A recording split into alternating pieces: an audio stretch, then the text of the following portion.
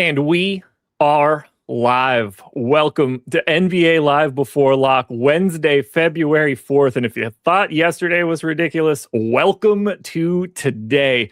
We got a bunch of nonsense to break down over the next hour, including which specific Oklahoma City players you want, because there aren't a lot of them today. It's going to be fun. Hit the like button, subscribe to the channel, hit the notification bell so you know when everything goes live. And then follow us both on Twitter at Josh Engleman, at Eric Lindquist. We got another one today, brother. Yeah, we got another one. Don't know if I can get a better outing from Kyle Kuzma than what we got yesterday, which was very, very useful. Nice to get Nuke in the Knights absolutely nuking again. 57 and change. Thanks for coming. Have a nice day. Appreciate your service. 16% Kyle Kuzma. Thank you. 50% of lineups. Why didn't you anticipate Isaiah Collier playing 48 minutes? I did. Bit of a miss. Kind of. He was my second highest owned player. Attaboy. So there was that. I said there was nobody else to handle a basketball. They took that very seriously, Josh. They took that. Yeah, they sure did. I tried to figure out what else would be handling a basketball. The answer was nobody. So that's always fun. Also, this is fun. So my mom, she usually ends up calling while we're on these things. She just sent me a bet ticket. Yep. This is actually happening live on stream right now. My mom sending me betting tickets, just being like, does this look right? Yeah, that looks fantastic, Mom. Great job. You did it. Hate to tell you what she sent me. It wasn't a bet ticket. I bet you can't guess it. It's awesome. I'll tell you that much. Yeah, it happened. And it looked as good as Oklahoma City does tonight on this incredible slate. I'm going to hit you guys with what's going on for Oklahoma City. Hold on. I got to take a deep breath to read off the names of players that will not be playing for Oklahoma City today. AJ Mitchell, Alex Caruso, Chet Holmgren, Isaiah Hartenstein, Jalen Williams without the Y, Lou Dort, Nikola Topic, Ousmane Dieng, SGA, Thomas Sorber. Just so everybody understands which Oklahoma City players can and will be playing today, that would be Jalen Williams with a Y, Kenrich Williams, Isaiah Joe, Aaron Wiggins, Kaysen Wallace, Brandon Carlson, Chris Youngblood, Brooks Barnhizer. In case anybody's curious, that is 8 names. We got a hell of a day for the Thunder. I think this is where we should start. Mm-hmm. Where do you get pulled on the Thunder immediately? I mean, Jalen with a Y Williams is kind of everything that I'm doing. I'm going to be betting him through the gills. You want to know what Mom was sending me over there? We got some Jalen Williams goodness in life right now. I had to make sure I got a bunch of that in. And boy, did I. Jalen Williams is just going to be that dude. 5K, power forward center. I don't think people recognize his assist rate, too, from last season without some of these guys on the floor. He's like your primary distributor, and they go out and get a Jared McCain who can be a little bit more of that dude now with SGA out for the next 2 weeks. Jalen Williams is probably going to dominate this team in terms of assist rate going forward. Would you agree or no? Yeah, seems like they're going to be running quite a bit through him. Yeah. It's going to be a lot. Good. The answer's a lot. And so I look at Jalen with a Y Williams, and then also just the lack of any kind of, there's nothing that we wouldn't like here from the OKC side. Every single player is in play. Every single one. Even Barnhizer, who is sitting there at the doldrums there, 3,100. I'm not going to call him unplayable. When you get in these situations, I always go back to Golden State the one year that they kind of punted. What was it? It's like the 22-23 season where they had 8 dudes playing every single night, and they would just run them out recklessly and score 82 points. But you'd need to play 3 or 4 of these idiots in DFS every single day. These are actually functionally good basketball players. Like Jalen with a Y Williams on a lot of other teams, and I've been kind of a stand for him for a long time. He can just be that guy. Aaron Wiggins is a really nice offensive piece to have just about anywhere. Kaysen Wallace, great two-way player. Isaiah Joe, one of the best shooters in the NBA. Like, we're talking about some talented guys that are going to get an opportunity. They're not the 3K guys that we got yesterday, Josh. And this is kind of where I want to ask you what it is that you're looking at on your screen, because like our optimal percentages, they're kind of similar to yesterday, but it has more to do with the fact that this is a 7-game slate and there's not any other like crazy good value spots. We do have Jaylen Brown out. We've got a couple of other guys that are like 7, 8K guys that we might be rostering a little bit, but like there's no other value. And that's why we're seeing the ownership as crazy as what it is. But there's definitely failure in every single one of these players' range of outcomes. Whereas like yesterday, I didn't feel that way about Indy. Yeah, there are certainly some pieces of this that make me a little nervous. The massive negative leverage on Kenrich Williams and Isaiah Joe stands out for me. Still 40-something% optimal options. Unreal. But it does pull my eye down a little bit further to like a $3,500 Brandon Carlson, who's in 25% of lineups, but has a 41% boom rate. I'm going to be very honest here. I don't know a ton about whatever a Chris Youngblood is, but 3,200 and shooting guard eligible, just 10% owned, massive optimal rate for us now. I'd like to pay attention to see what that looks like throughout the next update or two to see if this leverage stabilizes at all. But Carlson and Youngblood are the first two guys that I look at. And then the opposite of Kenrich Williams and Isaiah Joe at this point is the positive leverage on Aaron Wiggins, small forward, power forward, 5,700, and realistically is going to take every shot he can find. If he's able to do that in a legitimate playoff series, I think he's going to be able to do it when there's not another like real player on the floor with him right now. Wiggins is going to let it say, I'm happy to get there. I'm happy to see that positive leverage. I would say the guy that scares me the most, or guys that scare me the most, are the two guys with the negative leverage in Kenrich and Isaiah Joe. Not that they don't look awesome, just that I can very easily see the path where instead of Isaiah Joe in a lineup that's already chalky, I have Chris Youngblood instead. That's kind of a perfect way of explaining. I mean, I guess today's Jabari Walker is Aaron Wiggins to some extent, but like Aaron Wiggins is going to have much higher usage, I would expect, in this spot than what I was looking at for like a Jabari yesterday. One of the cool things about the prop tool here that we added at Stokastic as well is we can go in and edit rates and have them kind of sitting at baseline numbers and be able to look at it. I mean, Aaron Wiggins, when you put him in for 34 plus minutes and you kind of see how these rates break down, 0.1 threes per minute, you know, you're obviously playing nearly 35 minutes. That's almost 3.5 threes you're projecting the guy for. You go through some of these points that we're looking at specifically, 0.56, that is on the upper echelon of what you're looking at here. That's a pretty healthy usage rate coming in his direction. Plus, he might have to be the other kind of key distributor. I mean, we've nothing crazy in terms of assist rate for any of these guys outside of Jalen Williams. If you go back to last year's sample and remove everybody, he did put up 2 triple doubles in 2024-25 for what it's worth, just throwing it out there. Might be sprinkling that when you're looking at nearly plus 1,200 for it. But like, I expect Aaron Wiggins to chuck. And, you know, that makes me feel a little bit better about the Jabari Walker. We also have this crazy optimal percentage on him. So Jalen Williams is my favorite. I've made that pretty clear. I think Aaron Wiggins is probably my second favorite. And there's no guarantees about what this starting lineup looks like.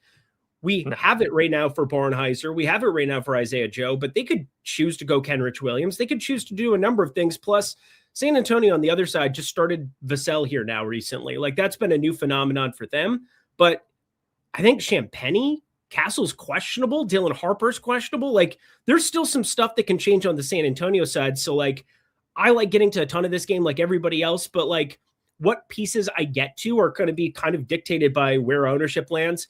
Ownership's not high enough for Jalen. Oh, it just updated. Why is it? It's at 75 and change now, like, while we were on this show? Great. 545.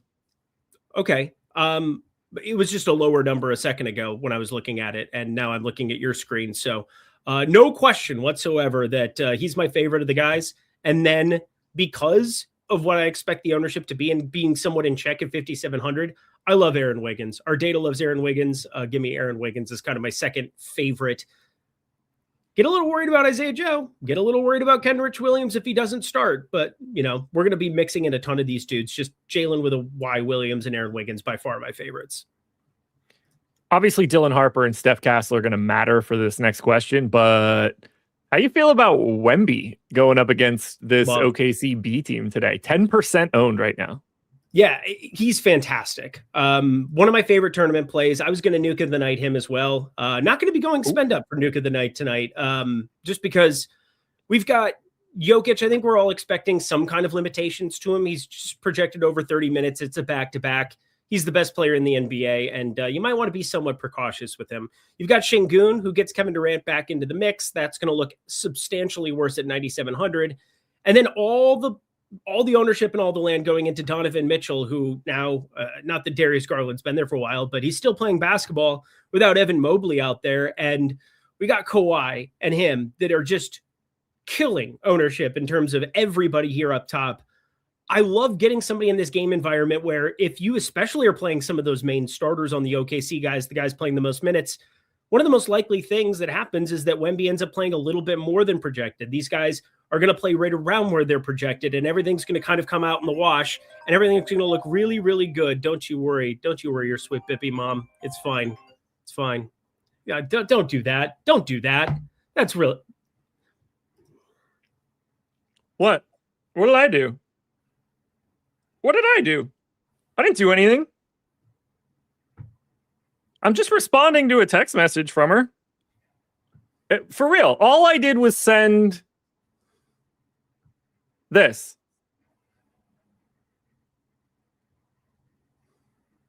She asked me what my favorite Italian dish was. Eggplant parm. That's cool. Delicious. It's not my favorite, but I'll do it for you. I pulled that up pretty quick. I was pretty happy with that. Hey, I'm loving the Wemby pay up here, given where the ownership is, because I'm very nervous about Kawhi at 9,300 here, especially if he's 40% owned.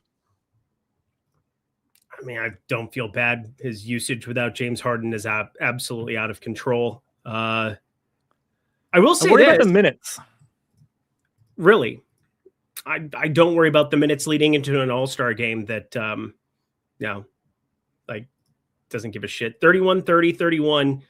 They've had blowout scripts, 3 consecutive where he missed the last 2 minutes of the game. So 33 minutes of Kawhi Leonard. That looked pretty good. He's at 30 and he's already looking ridiculous. So I'm saying that there's these 3 random games where he's just gotten ripped off the floor because blowout at the very tail end of it. Hasn't had to close a game in 3 straight games. Hasn't been on the floor for the last minute of those games. Do they want him to? That's the question that I have. What do the Clippers care now? What does Kawhi care? Are they trying to win? Does he want to leave by tomorrow? I have a lot of questions, and I'm nervous about his minutes because there are a lot of guys around him that are going to play definitely.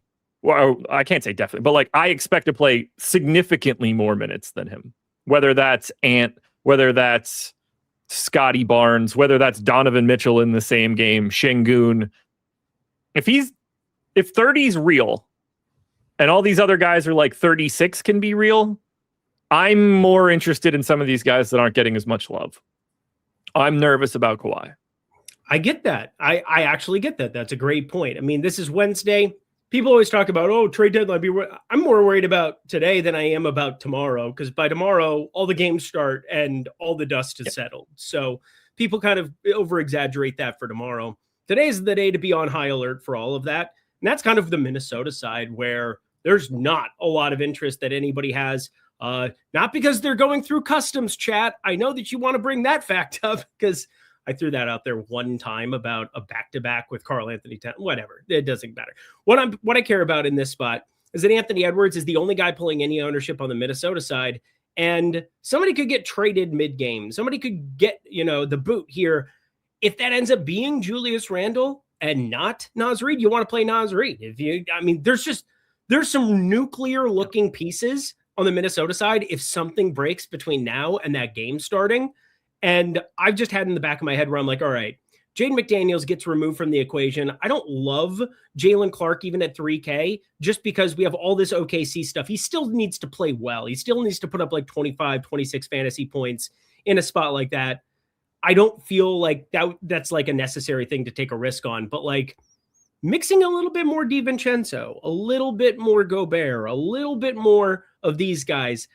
Playing 150 today, it's definitely something that's crossed my mind a few times, but I like the point you're bringing up with Kawhi. I mean, we have a lower minutes rate, projection on him than I was expecting coming into today, but it totally makes sense.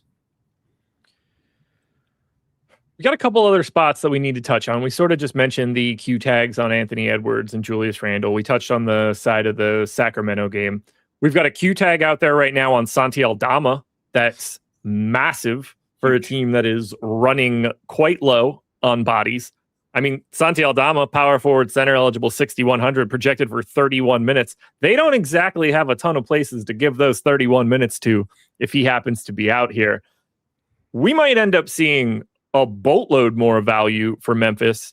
And realistically, should we be looking at more Memphis already? They're just taking on a Sacramento Kings team that stinks, and that could also maybe trade Domantas Sabonis before the night ends.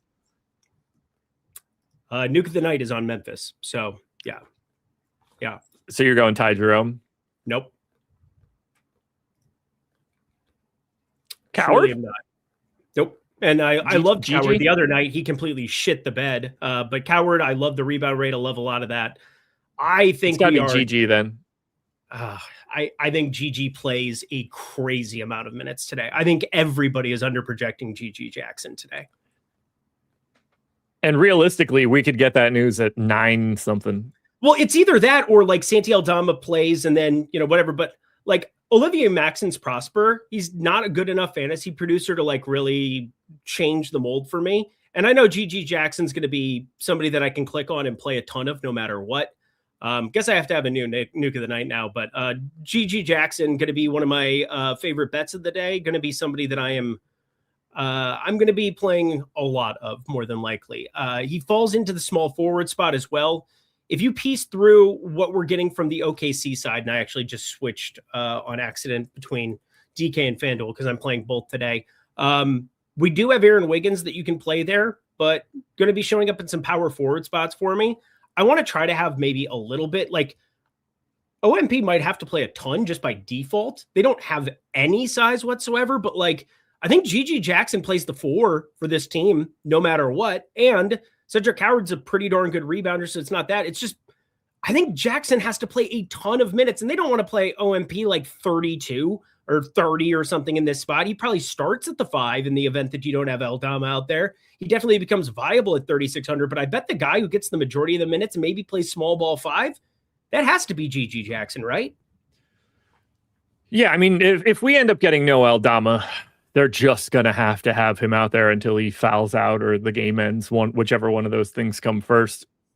I do think that we're underrepresenting Memphis here. Even if Aldama is in, this is a 10 o'clock start. I would be more than happy to be hiding some of the ownership here on the off chance that Aldama ends up out, that, maybe we get Sabonis at the same time and free up a little bit more on the Sacramento side. Right now, there's absolutely no ownership coming into Sacramento. Probably not going to happen and be all that interesting, but right now at 4,900 with a decent minutes projection doesn't suck too bad. I mean, we're probably not going to create anything too crazy, but there's a lot of opportunity for heavy Memphis minutes right now. Yeah. And that's what I'm getting at. I think this is just a team. And again, I'm aware he's like a small forward, everybody. Like they don't have a choice. They just traded away all their bigs, Jaren Jackson Jr. And they keep Zach Edey, who's still on the shelf. They still have Brandon Clark, who's on the shelf. Like they don't have anybody who's a true 5. Like that's just what it is. Like Santi Aldama is your 5. Should he be able to play here if that right knee's all right? But like it could end up being just a lot of OMP by default, even though I don't love the idea of him playing as much. We've seen like GG Jackson at the 4, at the 5. Like we've seen this before many, many moons ago last year. And I think by default, he just ends up being the dude who you take from like 29, 30 minutes to like 36 really, really quick, Josh. And like that could end up being the case anyway. Like Santi Aldama, we have in for 28 and a half minutes. There's so many scenarios where he's limited. We get a news alert that he can only play 24, 25 minutes. And then you're really, really looking good with Memphis. We're already backloaded with OKC, so you don't have to panic too much. Hopefully we get some news kind of going that direction. But like this does start half an hour after. And if we're still waiting for that news pending, you best believe I'm going to build a lot of GG Jackson into lineups. We got a question from Miami Mike that said Clarkson 3,200, Hart and McBride out. We've got Clarkson for 16 minutes and 0.00 optimal. I don't think we should go to Jordan Clarkson today. Yeah, they've made it pretty known that they were going to go to Ant in, Randall in. Okay. So, well, there we go. There's one down. Whoop. Didn't mean to click that. So that sets it up for that has happened. Yeah, some in-game kerfuffery, probably the only way that breaks in any ridiculous fashion. But yeah, Ant definitely still the guy who's going to pull the most ownership there. Probably should. I'm probably not going to take any shots now. I kind of wanted to get one of the two out to potentially have it go our way, but they all went through customs today. We know that. So we touched on the OKC ownership. We talked about Kawhi here a bit. I have filtered out Oklahoma City from what we're looking at. Kawhi is 44% owned. Peyton Pritchard is 40% owned. Donovan Mitchell is 30. Derek White is just over 20. And then everybody else on this slate is sub 20% owned. Do you have any Peyton Pritchard, Derek White thoughts while we're here? That's a lot of ownership.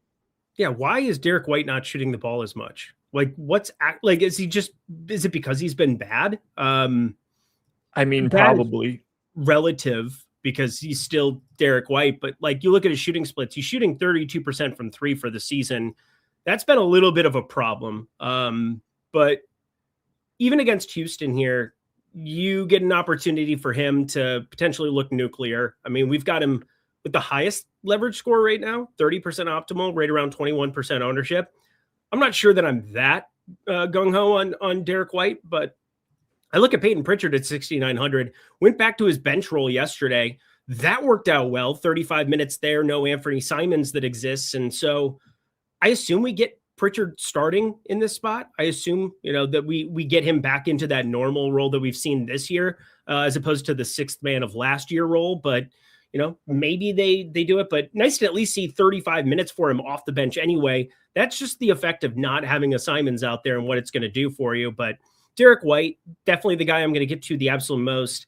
Peyton Pritchard is more popular, a little bit over-owned, 6,900. And, it's kind of just got me, I'm basically right around 25% on both of them at the moment. But do I have a take on either one of them? Just pay attention to the starting lineup. But I guess it doesn't even matter because Pritchard just can play that much anyway. They need him on the floor.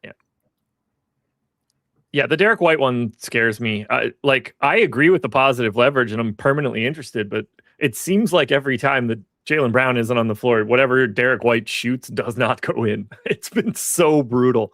It's crazy. It's absolutely crazy. True shooting numbers with that. Because, Dude, it's going to be so much lower than what you think it is. I saw it yesterday, I think, and was flabbergasted. All right. Just taking Jaylen Brown off again here because I think the one guy that's interesting, I mean, we just got the Vooch trade, obviously. He's not going to be out there, but I do find something else interesting. Like, I would like to see Hugo Gonzalez potentially starting or something. Like, that would be somewhat interesting. Baylor Shireman got the start yesterday. Again, what we had yesterday doesn't necessarily reflect what we're going to get today. They're playing without Jaylen Brown. You could end up getting some pretty condensed minutes around White, Pritchard at the 1 and 2. I think it's pretty open as far as who that next guy is. It's just tough on a slate with OKC, tough on a slate with GG Jackson, tough on a slate with these other guys to really want to go to like poor fantasy producers. And Hugo Gonzalez is a terrible fantasy producer, but Shireman just got done playing and, starting in this last spot. Maybe we just kind of see it flip a little bit more towards, Hugo, who, had been pretty limited, played 17 minutes yesterday. Shireman gets the start, gets to 28 minutes, but maybe they flip-flop that. Like, he gets the start today. Like, it wouldn't shock me, however that starting lineup rolls out for the Boston side of things. But, yeah, it's just they're the same price point. It doesn't necessarily matter which one. I guess you could take the same kind of dart on either, but key is they need to knock down shots. Holy shit. Okay. This is absurd. 43% effective field goal percentage with Jaylen Brown off the floor this year. What? Told you. Told you. Holy mother of God. It was so far down the list of Celtics that it actually caught me by surprise. Wow. Yeah, it's shockingly bad. When I did it, it made me think that the query was wrong, and I had to look into the data. Can't buy a bucket. Wow. Poor bastard making millions of dollars that is still on a team that won a title. But anyway, Derek White, regardless of the shooting slump, I'll probably be a little bit overweight to him. I'm going to be underweight to Peyton Pritchard. I know for sure. It's just kind of a positional thing. For you FanDuel peeps, here is how it looks on the OKC side to start. 70+% of ownership coming into Jalen Williams with a Y. That's looking very similar to the DraftKings end. 50+ and 55 to 60 on Aaron Wiggins, Kenrich Williams, Isaiah Joe, and Cason Wallace. Bit more negative leverage on Kenrich Williams, bit more positive leverage on Cason Wallace. Falls off a cliff after that. 7 for Brandon Carl. Essentially none for Youngblood or Barnheiser. I don't think those guys look nearly as good on FanDuel in comparison to what they look like on DraftKings. Carlson's at least a little sneaky if they don't, they don't want to step on the gas with Jalen Williams with a Y, if they just want to give Carlson 28 minutes instead of 24. I think he's at least a little sneakier than what his ownership shows. But at this point, there are 5 OKC guys on the FanDuel end that are priorities for you.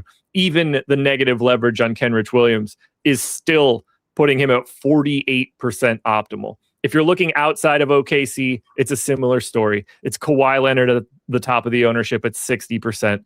Donovan Mitchell is at 40. We see Derek White. We see Peyton Pritchard. Pretty similar ownership for FanDuel and DraftKings at the top. We don't have a lot of disparities here today comparing those 1-to-1. I think that's... I figured there'd be a bigger gap, and there just isn't. Bigger gap between... I had one there, buddy, but I thank you for keeping it in the chamber, you literally mother. Bigger gap between ownership disparities on DraftKings and FanDuel, just given what this slate looks like and the way that value happens to look. So we're at the bottom half of the hour. Go ahead. I was just going to say, what's up? No, I'll just keep it to myself as we're looking at DK FanDuel. Like, I get that. I thought there'd be like more of a chasm between certain pieces. I mean, the main one to point out is Wemby, but you get power forward with Wemby. So like, it's almost like you're trading in extra eligibility for $1,600 more of salary. And because of the block upside, there's no doubt he should be priced there over on a FanDuel.com. Looking at some of the other pieces that are expensive there, like, it looks pretty similar between the sites. But yeah, the Wemby one's the main one where I'd still be finding a way to play 11-6 Wemby if I were playing more on FanDuel today, but is what it is. Can't play everybody. And, he's going to be attached to a lot of OKC stuff, I think, for people anyway, on the DK side. Do you want to play the starting or the expected starting center for the Los Angeles Clippers today, which is not our boy Zoo? It is a $3,800 Brook Lopez, 13% owned, 18% optimal, the second highest leverage play that we have in our data right now. Where do you land on Brook Lopez with no Zoo and no James Harden? He's fine, but do not sleep on Giannis. I made the mistake of sleeping on the Giannis character once upon a time, and boy, oh boy, do I still beat myself up over that. They almost had like a split between the two of them the last time that we had Zoo out. I'm not sure if you went through any of the box scores. I think there's a pretty cool place over at Stokastic where you can do that now as well. And so you guys should be checking out the top tab, the far one on the right that somebody not named Eric Lindquist on this show did a pretty good job of. So go to the Clippers, and there were a number of different games, but Zubats, the last time he was out. I'm taking a peek to find the last date. Yeah, I want you to pull that up because 14th. The Giannis, there you go, 14th. I was going through some of the box scores specifically. Yeah, it was against Washington. Sorry, 13. And 13. This is your new home to be able to go through this information. Josh did an unbelievable job at creating this for everybody. Popcorn machine was down. It was a disaster. And you know who ended up picking up the tails, ended up picking up the flag for everybody and carrying us home like he's in the fucking Patriot carrying the American flag? That was Josh Engleman right here. I loved going through this today and going through each game specifically Yannick, look at Yannick over the course of this game. It was an absolute Hulk smash. And Cleveland's a different ball of wax taking on Jared Allen, Brook Lopez. I'm still going to be giving a lot of those minutes to. I know that it got a little bit out of hand, but the dude put up a 16-5 no-brainer, absolute smash and showdown kind of a game. And it has not left my mind. I was waiting for another of these like instances for Zubats where we were going to get Brook Lopez, and he is still going to be the guy that I prioritize the most. But you best believe I'm going to have some Yannick lineups as soon as that news dropped. And that's just something you guys can go through and check that out specifically over in the analytics tab here at Stokastic Now. It's live for every game this year. Shout out Brook Lopez. Shout out Yannick Niederhauser. Let's talk through the negative leverage options. We kind of touched on some of them already. It's Kenrich Williams at the top, which while it is a giant negative leverage number, he's still great. So is Isaiah Joe, but they are the first two guys you're probably looking to tiptoe away from. We do have a little bit of negative leverage on Brandon Carlson. We've talked, I guess we should probably have at least a little bit of a Donovan Mitchell conversation here. This is now his show until James Harden gets here on Saturday. He is getting some love. It is a decent chunk of negative leverage. The most negative leveraged pay up option. Does that make you want to get away from him at all? No. I played a lot of Donovan Mitchell today. It's the latest game. It's the latest game. So there's that. We could always get something wonky, some kerfuffery throughout the entire night that shows up, this or that. But like the usage is out of control. Chris Dunn defense, don't really care. Collective committee, I get it. He's 9,600. It would be cost prohibitive on some slates, but like he's had 3 consecutive games. Also the same scenario, blowout, blowout, blowout. Any game that stays remotely close, he's going to be playing 35, 36 minutes here. We've currently got him in projected for 34. I think that's about perfect. There's upside for a little bit more here taking on the Clippers. And yeah, it just makes way too much sense at shooting guard to be able to get to him. We've got Jalen Williams, power forward. Aaron Wiggins talked about him, small forward, power forward. Talked about G.G. Jackson and what can happen from Memphis. A lot of forwards. Haven't said a lot of guards names. And while we have got Case and Wallace, we've got some other guys. There's not a lot of guards that I'm that enthusiastic about on this specific slate, like working through it. I like Ty Jerome Contrarian. He's been awesome from a fantasy production standpoint. The minutes are only going to get ramped up. Things have been going pretty darn well in that regard. But like, I get Derek White and Peyton Pritchard. I think you're going to definitely get the Peyton Pritchard side a little bit overowned in single entry. I'm not going to play him.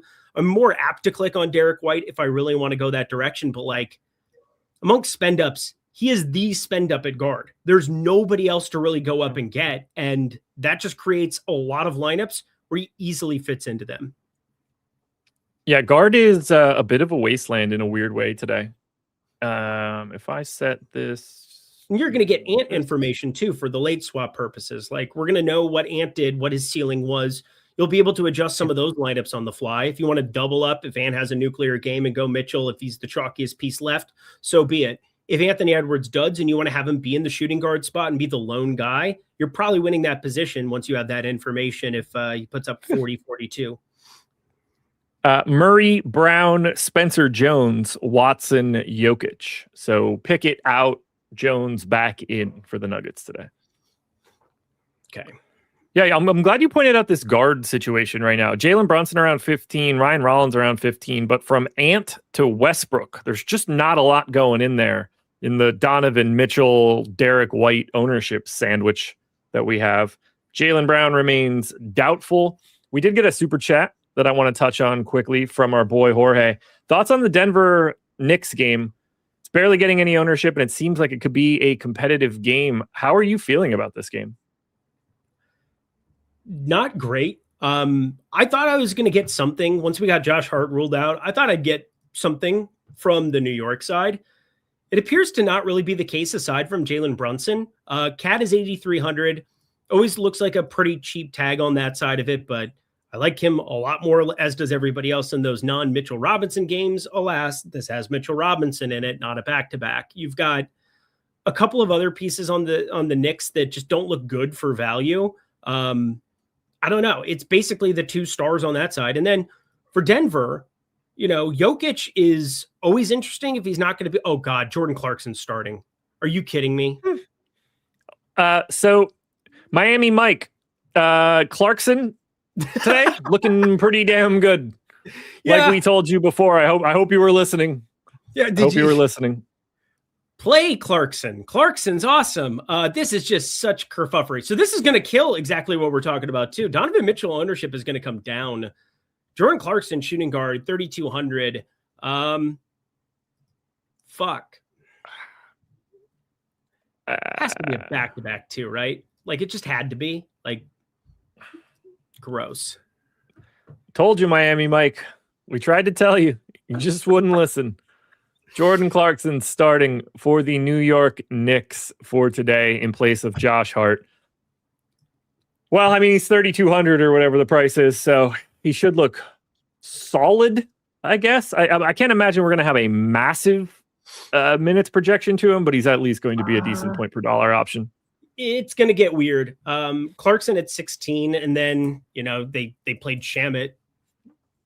That was who we had starting all day, and I was very happy with that. A 4K Shamet, who's a bad fantasy producer and needs to, he once in a blue moon has those nuclear games that we watch and we're just like, how is this Landry Shamet? But I felt so much better having him as the starter and not having to worry about Clarkson.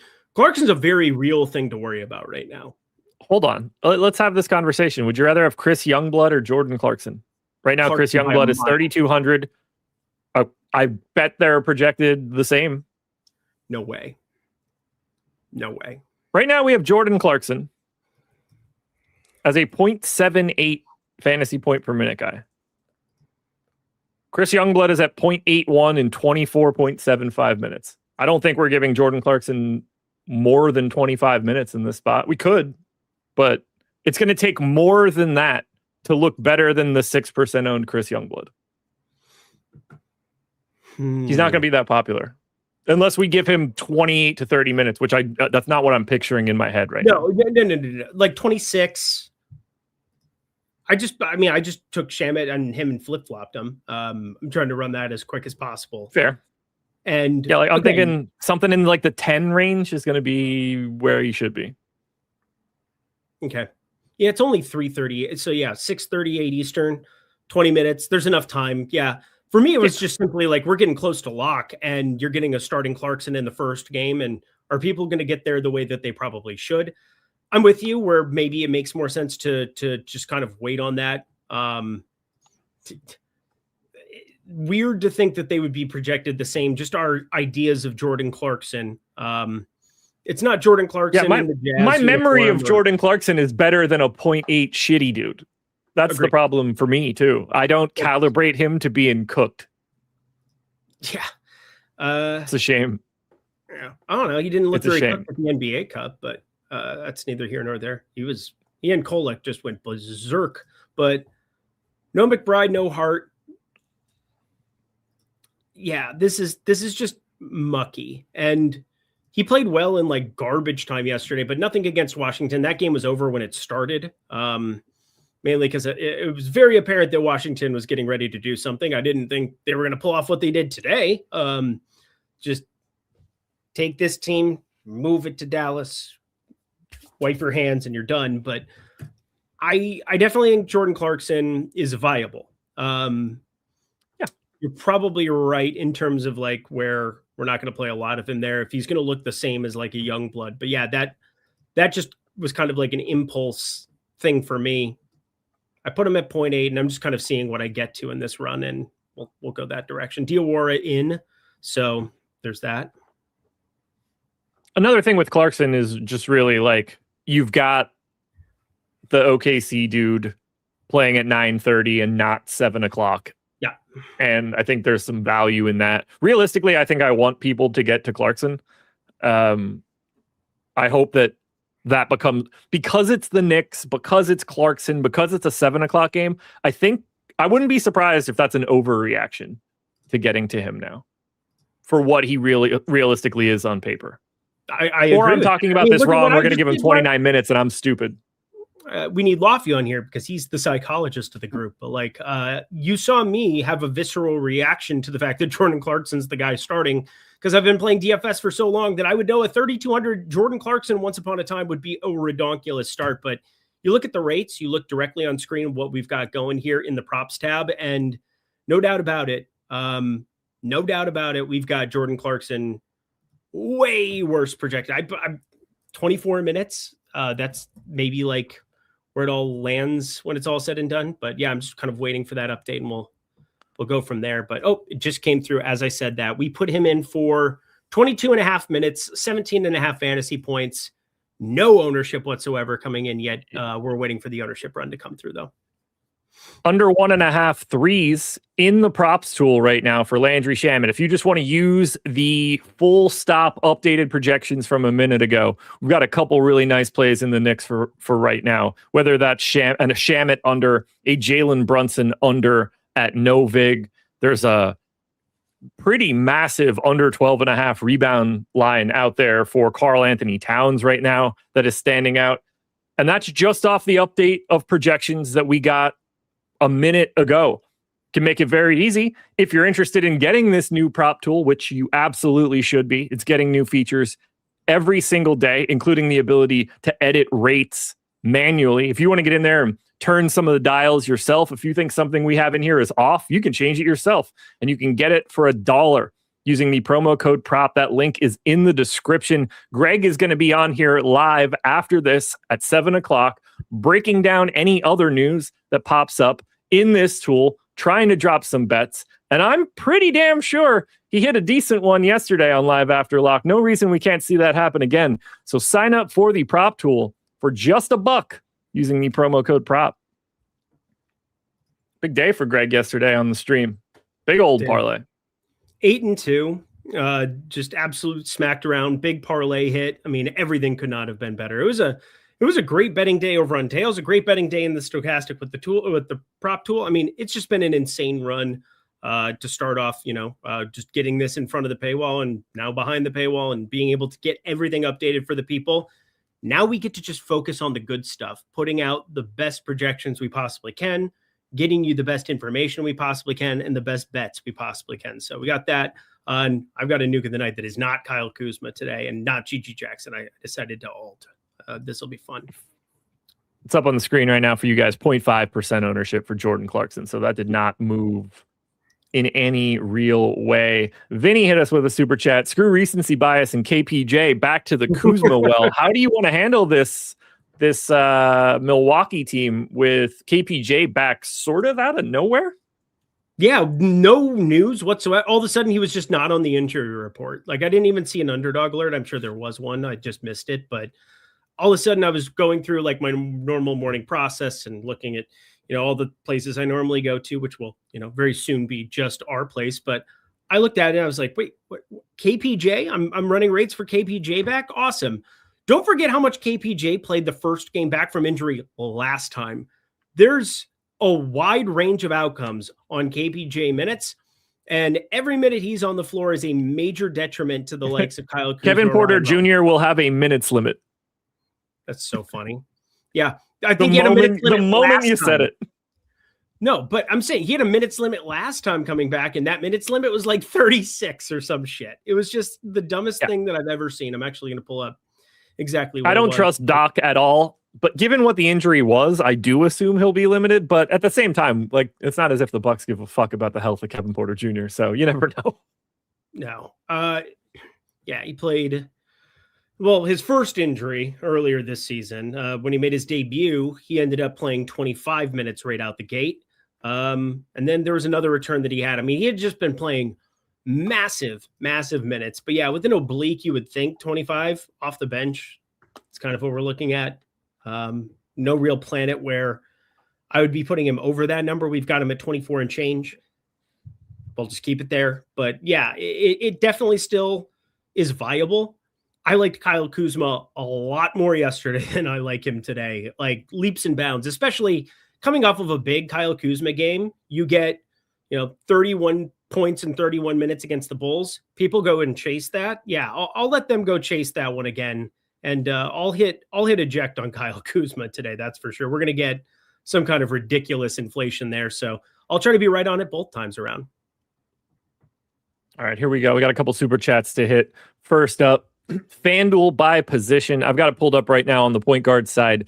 Cason Wallace is pretty clearly leading the charge at 4,300 with a massive minutes projection and a 60% optimal. You're absolutely getting Cason Wallace at point guard or shooting guard in some form. And then we've got a really loaded pack of Donovan Mitchell, Derek White, Ryan Rollins, Peyton Pritchard. All can go on either the point guard or shooting guard spots. It's kind of the same story at shooting guard, although it does get a little bit busier with some of the small forward options. But when you're looking at guard at FanDuel after Cason Wallace, do you have anybody that stands out a little bit more for you? Not really. Do you? I mean, Cason Wallace is clearly the guy to be playing for the most part. And then I have smatterings of White. Pritchard, again, I'm going to be below the field wherever that ends up landing. I just kind of look at the FanDuel slate. Russell Westbrook is so interesting on this entire slate period. 6,900 for him over on FanDuel. DK's priced him up to a place where, like, yeah, you get the triple-double bonus, you get the bonus for threes, but you also are paying like full freight on him at 8K. 6,900 on FanDuel is interesting. I'm not playing enough over there. I've got one lineup, so I don't want to act like I'm doing this or that. We do have positive leverage on it, but I keep staring at it. He is the guy in that point guard spot in my FanDuel lineup. Like, there are a lot of ways that he just completely goes nuclear in a spot without Schroeder, without a number of these guys. And obviously maybe they try to limit somebody. I can't imagine anybody in the marketplace is asking about Russell Westbrook at the moment. I know that seems a little disingenuous with some of the stat lines he's put up, but like, if you get Sabonis out, he's going to look just nuclear, Josh. Shooting guard spot's going to be Isaiah Joe kind of leading the charge in the same way Cason Wallace is. And then it's the same discussion we just had about some of those other point guard options. If you're not using Isaiah Joe at shooting guard, you're certainly using him at small forward. You're also prioritizing Aaron Wiggins at small forward. A bit of a misstep. There are only really three small forward options. It's Aaron Wiggins, it's Isaiah Joe, it's Kawhi Leonard. How you're using them, and for Wiggins and Kawhi, they could also be at power forward. That's a little bit of a balance. Jalen Williams with a Y is likely going to be in your power forward spot if you can, as is Kenrich Williams, another value option from OKC. That's where the large majority of ownership is going to. And then at center, I think it's kind of interesting whether you want Jokic, whether you want Towns, whether you want Wemby. But on the surface, I kind of lean Wemby out of this group, but realistically, it might just be Jalen Williams with a Y. Same way that I feel. Couple more super chats to hit here. Anthony Davis said, thoughts on Sabonis playing? I don't have a great lean here. It feels like he shouldn't play given the fact that he was in such conversations today, but I don't have much of a lean. Do you? Nope, none. No lean at all. Like 51 he sits, 49 he doesn't. No lean. 1-2 said, shout out Greg and Josh. Carrying Eric must be tiring. I'm gonna have to use the Theragun on my back after this, but we'll be fine. Greg's laughing. I can see him smirking. Don't smirk, Greg. Don't. I mean, smirk. Greg knows how. Greg shares my pain. My place of work. Okay, it's fine. Whatever. Do the nuke. Hold on, we got one more super chat. Balmer, how many OKC guys on DraftKings and which one flops on Oklahoma City? I think Isaiah Joe's the biggest potential flop to me. 100% agree. Also, no guarantee that he starts. No, again, it's hard to know without seeing the starting lineup, but we're obviously jamming a bunch of these dudes. We're backloaded as is. It's kind of figuring out what else I want to surround it with or what potentially shows up on the San Antonio side if you get Castle and Harper out. But yeah, for me, Isaiah Joe's definitely the most volatile piece that you've got out of like the core guys I'm playing on OKC. Speaking of volatile, I think bombs are.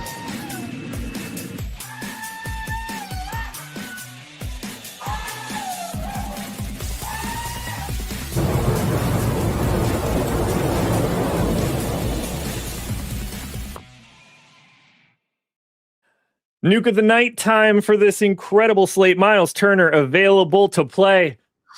The floor is yours, sir. Give out that nuke. I mean, this is going to be the most disturbing name that you could possibly throw out there for a nuke of the night ever. Like, maybe ever. He's been coming off the bench for a long time, but there's going to be news that breaks here. We're looking at OKC. We talked about the GG Jackson stuff and what could happen with Memphis. Let's go to San Antonio, taking on OKC where all this value exists. Let's imagine a world where Castle and Harper is out.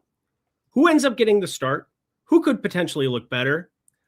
I think a $3,700 Harrison Barnes is legitimately a really interesting play on this slate. I need both of them out. Don't laugh at me. Don't laugh at me. Ooh, he's the Barnacle of the Bay. He might just play a boatload of minutes. And like, as much as you want to say the usage of Julian Champagnie, but he's like a 14.6% usage guy. Keldon Johnson probably is going to look the best, but he's expensive. And like, he's up in this range where he has to compete against the OKC guys. You get 3,700 Harrison Barnes. I assume he would start. He had started earlier. In fact, he had started every game for like 10 years. I saw on NBA. I was like watching NBA TV or whatever. He had started every game for like 10 consecutive years. And then, well, they decided to just go Devin Vassell out of the middle of nowhere. Now, Vassell's not the guy here, but I assume Vassell could slide down and they would just put Harrison Barnes in at the 3/4. Like, I think this is a De'Aaron Fox gets a bump. Victor Wembanyama gets a little bit of a bump, although what does he really need? It's Victor Wembanyama. We're going to play him anyway. If you get Castle and Harper out, Harrison Barnes, 32 minutes, nuke of the night. Oh, yeah, it could get real interesting because I doubt they go to the Jordan McLaughlin, I will remember you for any kind of minutes. Like, I want 3,700 Harrison Barnes. Yeah, I just said it. You heard me, chat. Harrison Barnes, he's going to put up 30 in 32 minutes. I mean, look, I'm in as much as I want to dog you for this. There's obviously a path to it if we get some of those dudes in or out. Well, out, obviously. And you have been a whisperer of situations like this in the past. As I can't be too big of a jerk off in this spot because this is the same thing that happened the night Isaiah Stewart went crazy. And Craig Porter Jr. at 5%. Yeah. So like you need the piece of news to break. So there is that part. So it's kind of nice for me because I will have 0% Harrison Barnes if Harper and Castle are in, but I think they both sit. I'm kind of firmly on the side of them both sitting. And Keldon Johnson, once again, he's probably interesting still in tournaments, but like he has to compete in the same price range as all those dudes. And he's not going to start. They never start Keldon Johnson.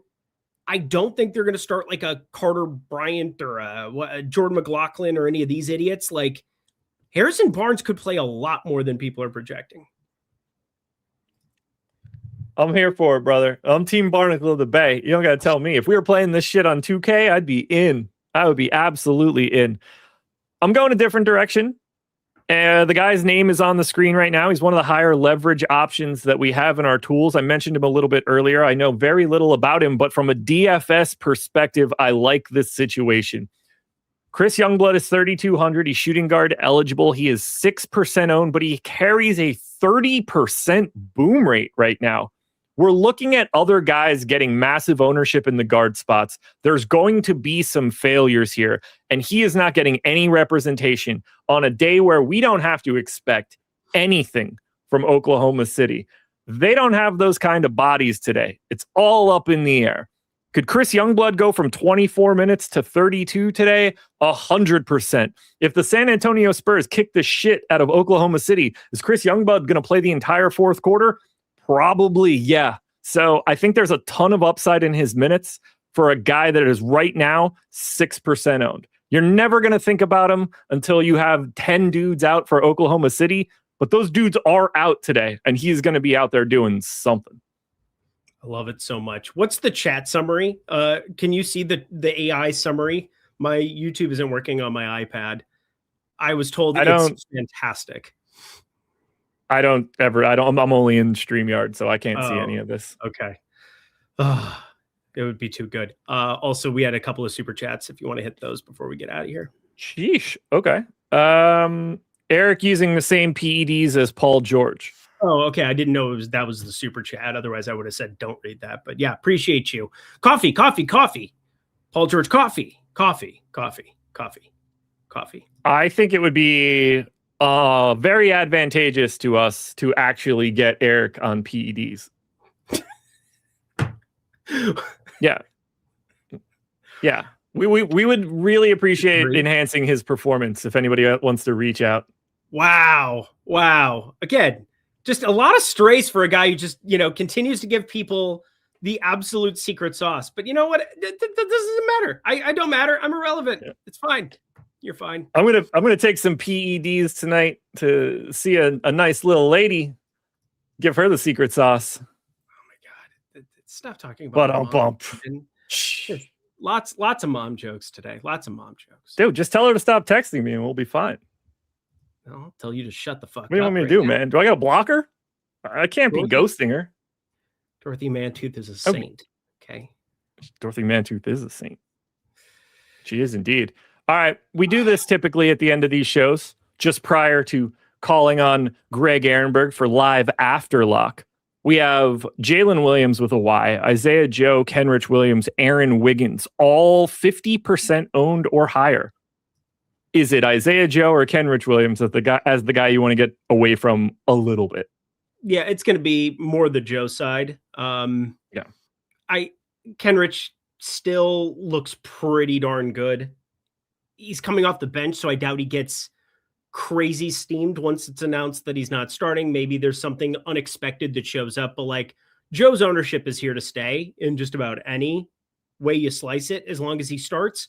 And you can only play him in 3 spots. That just by default makes him a worse play when you have to, went out in 4 positions, getting small forward, power forward power forward center, as opposed to the singular shooting guard eligibility. It's math. To close this out before we get to lock, highest positive leverage options for us on DraftKings: Cason Wallace, Brook Lopez, Jalen Williams with a Y. Highest or biggest negative leverage options: Kenrich Williams, Donovan Mitchell, Isaiah Joe, and Peyton Pritchard. They are all the guys that are 5% or higher in either direction. If we do the exact same exercise on the FanDuel end, it's Cason Wallace, Aaron Wiggins, Derek White, and Westbrook as 5% or higher in positive leverage. Kenrich Williams, Donovan Mitchell, Ryan Rollins, 5 or lower today. Useful. Who's the pay up du jour that isn't Donovan Mitchell or Kawhi? Who goes nuts today that we didn't see coming?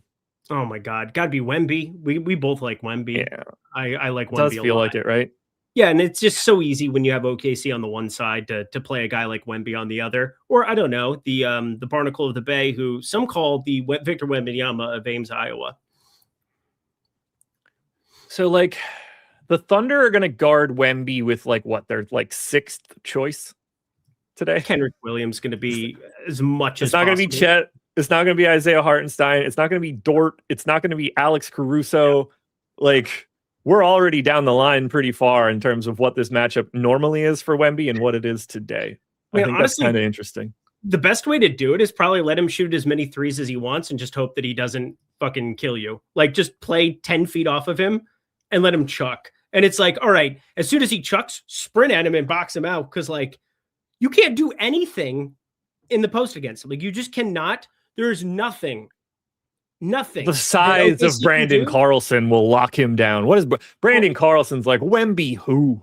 Well, I mean, Hardenstein got ran off the floor by Wemby in that NBA Cup game. If people remember, if you actually know ball, which again, it's always nice for the props tool to know a little ball. But I look at OKC today, and it's just your best course of action is to just let Wemby chuck. I know, it's not fun to leave a guy who can shoot threes out there wide open as much as humanly possible, but it's better than the alternative. The alternative is him in the paint and just destroying your soul the entire game, which is probably going to happen anyway, but here we are. And here we are at live after lock. Greg Ehrenberg is here to take you guys all the way up through some amount of time that he wants it to be. If this show is interesting, but likely 8 o'clock, taking a look at the props tool, late swaps, all that good stuff. So, hey, everybody, say hi to Greg. Guys, what's up? And this should be a good late swap slate. I mean, there's situations I heard Eric say before, like no clue what's going to happen with Sabonis. So that's something that is totally up in the air. You've also got Stefan Castle is questionable and Harper is questionable. So the Spurs backcourt rotation could end up being anything. And then also Santi Aldama being questionable. Here's something that I'm going to look at in the props tool, and I'm just super interested in general. Who the hell is going to rebound the basketball for the Grizzlies? GG Jackson, baby. Oh, we're on a GG Jackson ladder to the top. Greg Ehrenberg. All I'm doing after this show is just betting as much Memphis props as I can. That's literally all I was planning on doing. Yeah, I'm really. By the way, the answer is Javon Small. Right. Javon Small will get the rebounds.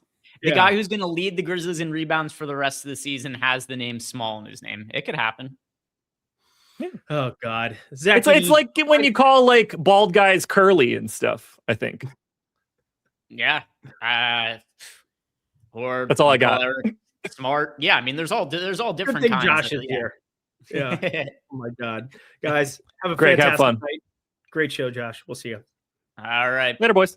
Later, guys. Good luck. So yeah, I just hit on pretty much all of the pertinent injuries for today, guys. And we've only had the one game locking at 7 p.m. Eastern time. So Denver Knicks, that's locked. And then we've got all these other injury situations as well. I don't know if Josh walked you through this, but this is something that Josh himself played a large role in building, as we also now have our rotation tool here. So this is something that also is going to come in handy, trying to figure out some of these situations, like what to make when specific guys are in or out. So one thing that is notable here, if I go to the Spurs, here we go, is just taking a look at what the rotations have been in recent games when Castle has come off the court. So meaning that in a game that Castle played, so he was out last game, but if you go back to say like the 31st, you could go and look at some of the Spurs rotations, and you could see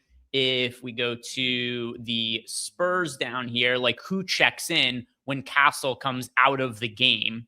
And, is this the game that Castle missed? All right, so I have to go back one more game then. This should be it. Yeah, here we go.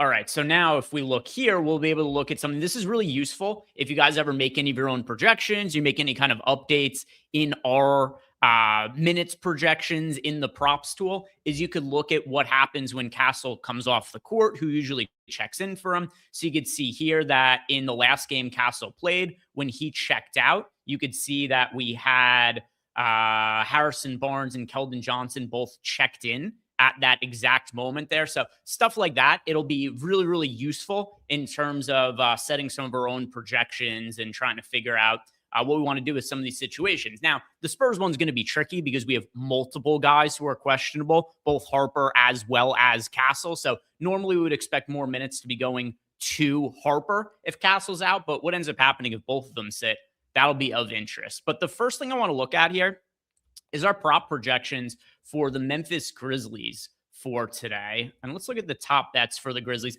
I just want to see what some of the rebounds look like, because this to me is one of the most unsure parts of the entire slate, both from a DFS perspective as well as a betting perspective, is you have a Memphis who even leads the Grizzlies in rebounds per game.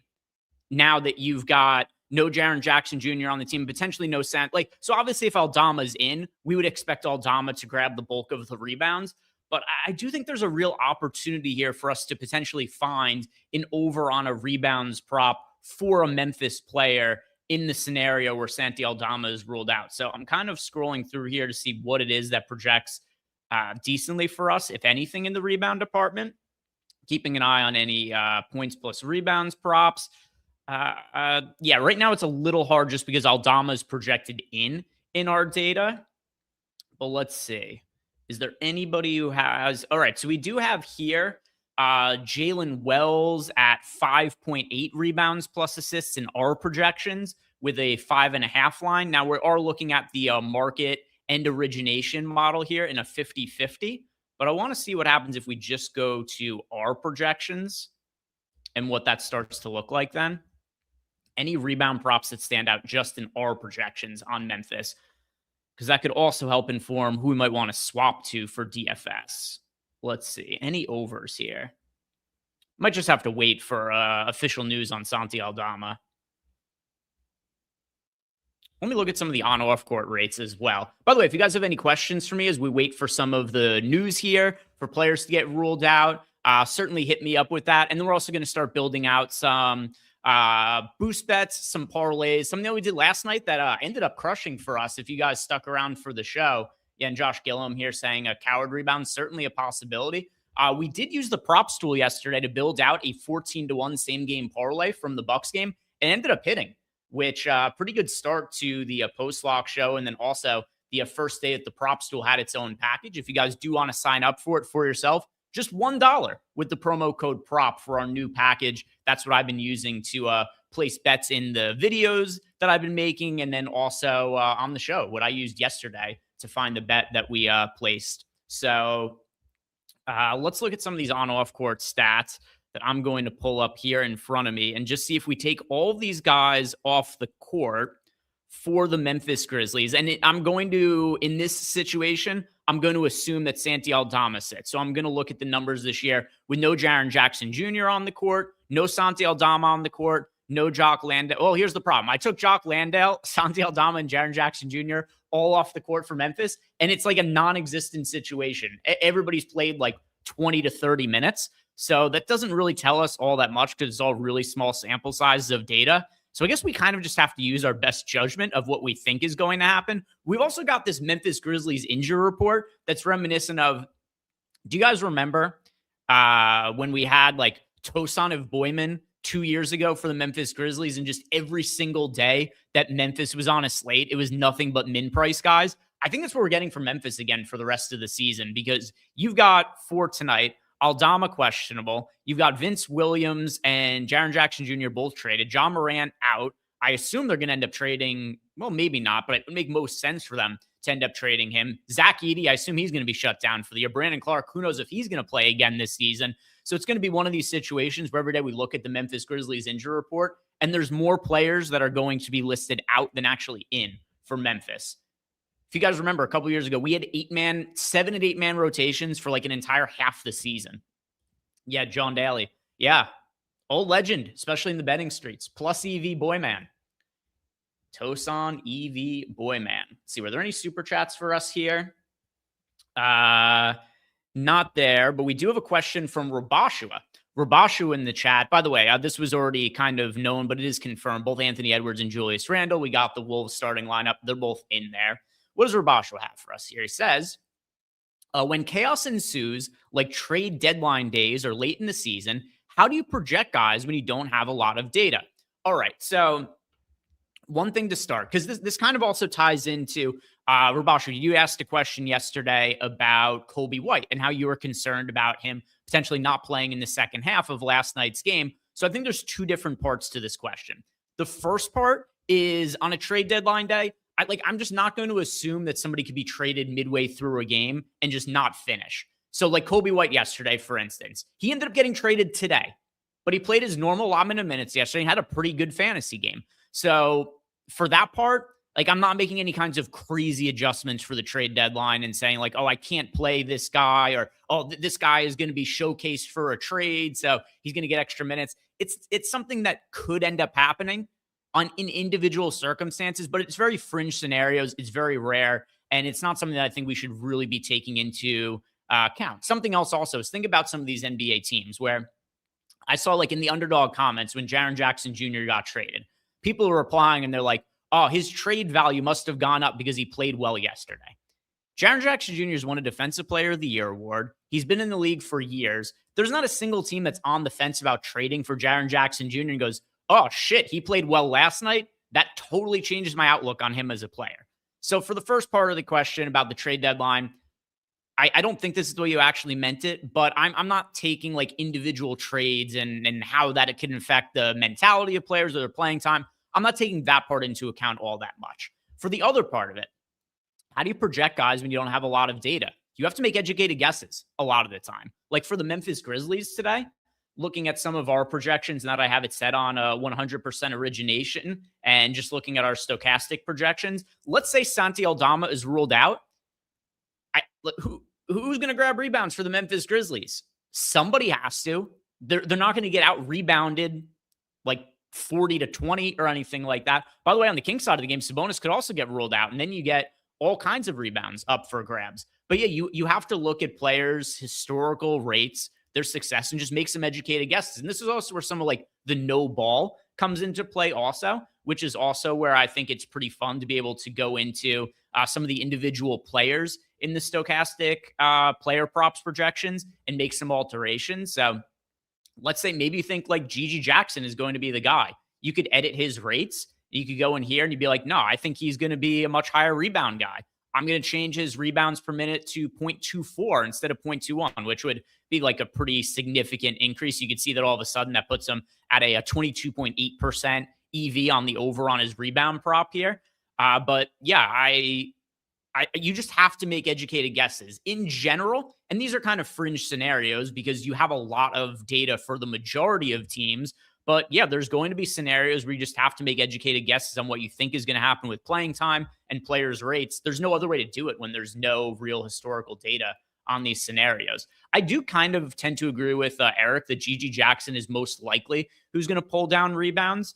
By the way, if Aldama is in, we'll have to see what his potential minutes restriction could look like because he has been out and it is injury maintenance that he's on the injury report for. But we could see Santi Aldama pull like 12 rebounds down or something like that. You'll see right now we have him projected for 7.4 rebounds and his prop is only 6.5. So in the event that Aldama's in and he's not restricted, we're going to want to jam overs on these rebound props for Santi Aldama. Even now, we don't have a crazy high minutes projection for him, 28.5. And he still projects well above his rebound mark here that sports books have set. So if Aldama's in, I think he's definitely somebody, and also unrestricted. I think we want to bet over on his rebound props. And then for Gigi Jackson, who right now we have at 6.3 rebounds, and his rebound prop is as low as 5.5. So maybe we get him projected for like 8 rebounds if Aldama's out. So potentially laddering Gigi Jackson's rebounds would also make some sense. Josh Gillum, is Pritchard going to come off the bench again? I think so. I don't know for sure. My best guess is yes, because they did it last game and the scenario is more or less the same. I think what they want to do with Peyton Pritchard is just make sure that they have scoring off the bench. Anthony Simons wasn't great for the Boston Celtics, but he was kind of redundant when they already have Derek White and they already have Peyton Pritchard. And I think they want to have some scoring off the bench. So I think Peyton Pritchard remains off the bench for today. Cooper Schwartz wants to know if I have a nuke pick for today.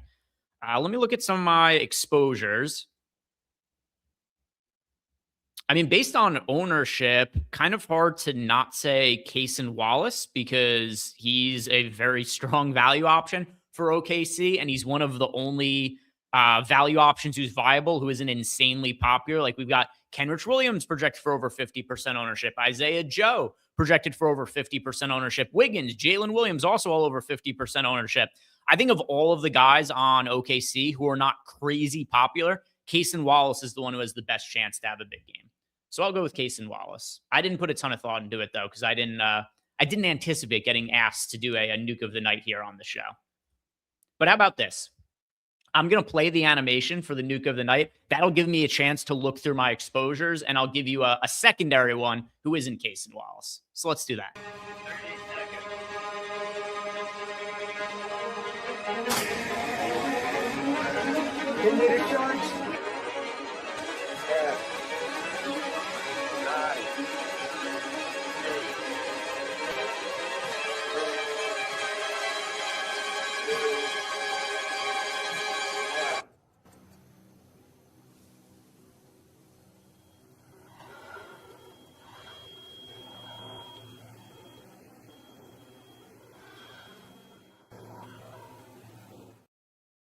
All right, that gave me just enough time to look through my exposures and figure out who I want as a more official nuke of the night pick. Still like Cason Wallace a lot. He's the value option I'm most overweight to. And then like also pivoting off of some of the OKC chalk to Cason Wallace. But with that said, here's what we got for my official nuke as I scroll through everything here.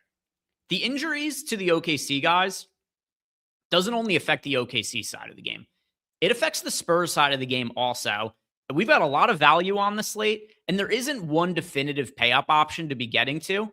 So I'm going to go with Victor Wembanyama, only 12% owned for today. We also have a scenario here where Castle and Harper could potentially both be ruled out. That would also mean potentially more usage to go towards Wemby. And then also the matchup is, it's something that's really hard to take into account for in projections, but on paper, a matchup against OKC seems difficult.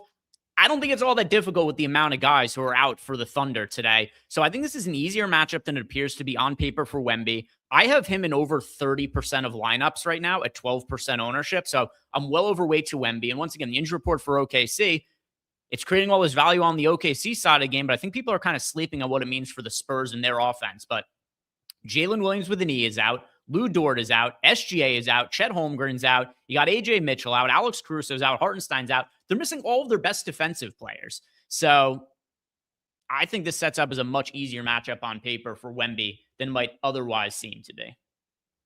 Let's see. What does Eric Agreeve by in chat here? Should probably shut the fuck up, John. What did John say? John says for this new show, should probably remove Eric from the clip. I mean, the clip where he blows up is kind of removing him, is it not? He explodes. It's removing him to some respects. Yeah. Doug saying, "Oh, laugh so hard if he said Barnes." Yeah, that is Eric's Nuke pick, which I know that some people in chat were kind of up in arms about it. But in a scenario here where Dylan Harper and Castle are both out, there's extra minutes up for grabs for the Spurs. It's also, like I just said, an easier matchup. I don't think it's totally insane. Lost Stories DFS, does Wemby lose minutes if a blowout? Yeah, for sure. Yeah, he definitely would. But I mean, with that said, do we just go into this game anticipating that OKC is going to get blown out? The spread's 10 points, but it's not like that's so wide that the game is an inevitable blowout. It's a possibility, but I don't think it's a foregone conclusion or anything like that. Bando in chat wants to know, do I like Jared Allen for today? By the way, Jaylen Brown officially ruled out. That's good to see. While he was doubtful, but a game time decision. And almost always players get ruled out in that scenario, but sometimes it also could be a little bit weird. But Jaylen Brown officially ruled out. I got asked about Jared Allen. Not really. I mean, I've got some exposure to him. He's in 9% of my lineups, but it's pretty even with the field. We haven't projected for 10% ownership.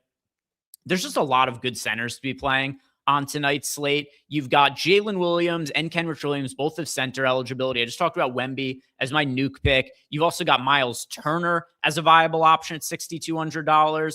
So it's a tough one for me to get to. There's other players I prefer. Let's see. So nothing else in the injury streets for today. Let's start building out some parlays for today. And I think FanDuel had, I got logged out. All right, let me hide this screen and log in over here. I also think it's funny. I don't know if FanDuel does this for you guys. They give you like a warning message about your bet amount recently. But if you've just been logged in and haven't bet for a minute, it's like, warning, you have bet $0 over the last 30 minutes, as if like that's something to be concerned about. Sirens going off. Be warned, you've not placed a single bet in the last 30 minutes. Something must be wrong. All right, so there was more boosts available, I believe, on FanDuel for today. Let's see what those were as I press them here. Here we go. All right, so we have for FanDuel, there's an NFL bet in here. I guess some of them were in NBA, but either way, all right, so we've got a 50% profit boost for any 3-leg same-game parlay for FanDuel. So let's see what projects well for FanDuel, and then maybe if there's anything we can make sense of in terms of injury reports that could maybe create additional value for us. And we'll build out a FanDuel same-game parlay. And we hit on a 14-1 leg yesterday, 14-1 same-game parlay yesterday. So let's see if we could recreate some of that magic. I'm going to go to 50-50 here. Trying to balance it. 50-50. There we go. 50-50. All right, so we'll go balance between the stochastic projections as well as the market-based projections. And now let's only select FanDuel because we're trying to build a FanDuel same-game parlay. And the first thing I want to do is just see what for FanDuel specifically is projecting well for us. And if there's anything that we see as kind of like common bets across a single game, then we'll start to look at a same game parlay for that individual game. All right. Looks like we're liking a lot of unders for OKC. Interesting. What do we got here also? Ryan Rollins, by the way, just in general, I like unders on Ryan Rollins because we've got Kevin Porter Jr. And also I'll refresh this just in case anything's changed. Okay. We were looking at the most updated projections, but for Ryan Rollins, you got Kevin Porter Jr. back in the mix for them.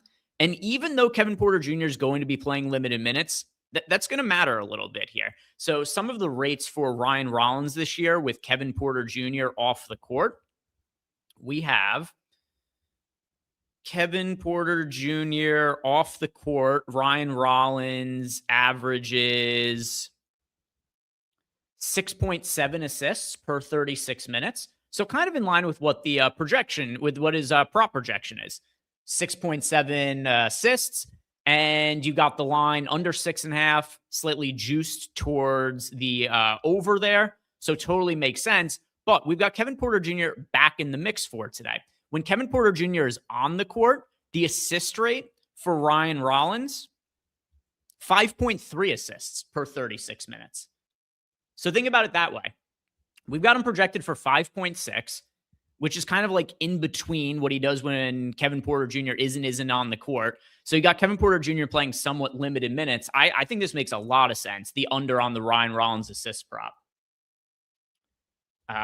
Junior Whopper, Greg, am I still starting Pritchard if he's coming off the bench? I kind of like the phrasing on this. Am I starting Pritchard if he's coming off the bench?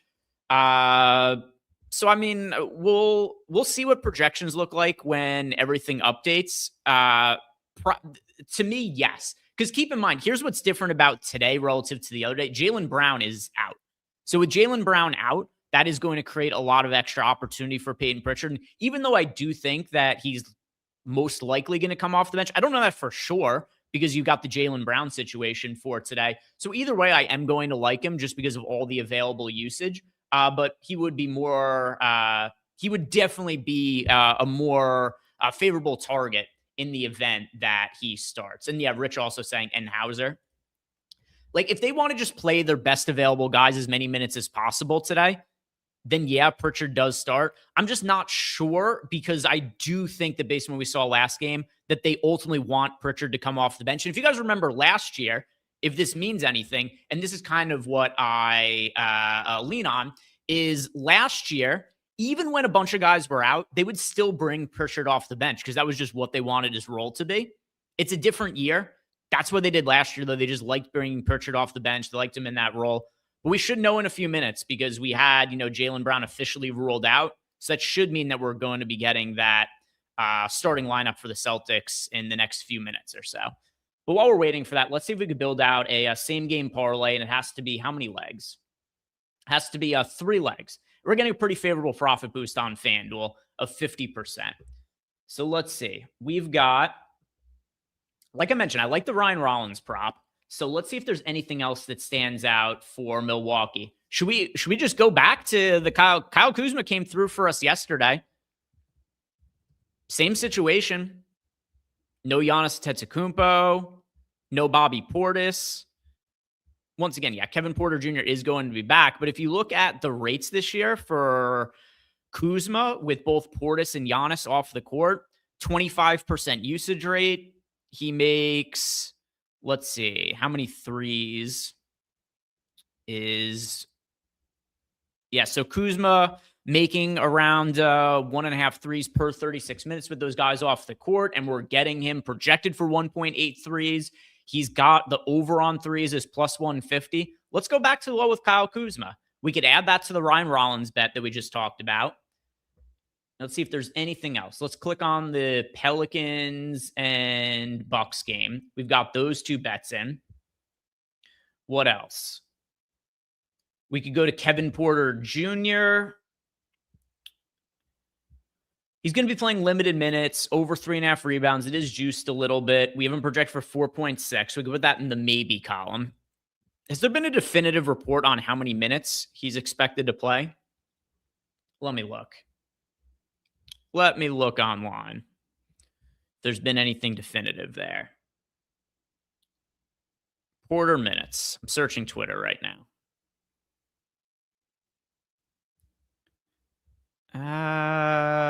Let's see. Yeah, no definitive reports on how many minutes he's expected to play. We've got him in for 25. Could go in a number of different directions. I'll leave that one off for now. What else potentially could we look at here? We've got Miles Turner over 2.5 threes. We've got Herb Jones under 6.5 rebounds plus assists. I wish there was one more bet here that I felt really confident I could look at some on-off court numbers and have really good reasoning behind it. Let's look at the assist rate for Kyle Kuzma with Giannis and Portis off the court. What does that go to? Pretty close to our projection, actually. Kyle Kuzma averages 3.3 assists per 36 minutes with Giannis and Bobby Portis off the court this year. Got him projected for 3.4. I don't feel quite as confident as I do in the value of the Rollins and the Kuzma over threes bets. But overall, I do like this still, just based on some of those on-off court numbers and what our projection is. So let's see what that gets us to. We've got Kyle Kuzma over 1.5 threes. Same bet we hit on yesterday. Ryan Rollins under 6.5 assists. By the way, really high projections we have on these props. 12.2% expected EV on the Kuzma over threes. We've got a 19.6% EV projection on the Rollins under 6.5 assists. And that is for sure one of my favorite bets on the board based on some of those Kevin Porter Jr. numbers that we looked at when he's on the court with Rollins. And then we've got Kyle Kuzma for under 3.5 assists. So let's place this and use the boost on it.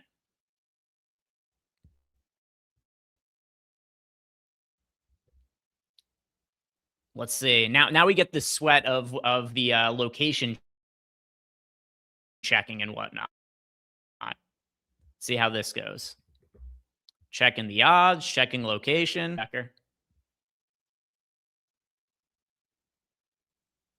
Still checking the odds. All right, here we go. All right. Almost the same odds as yesterday. Yesterday, the bet also was a 14-1 bet. See, what's the most we're allowed to bet on this? This is, I assume, probably $10.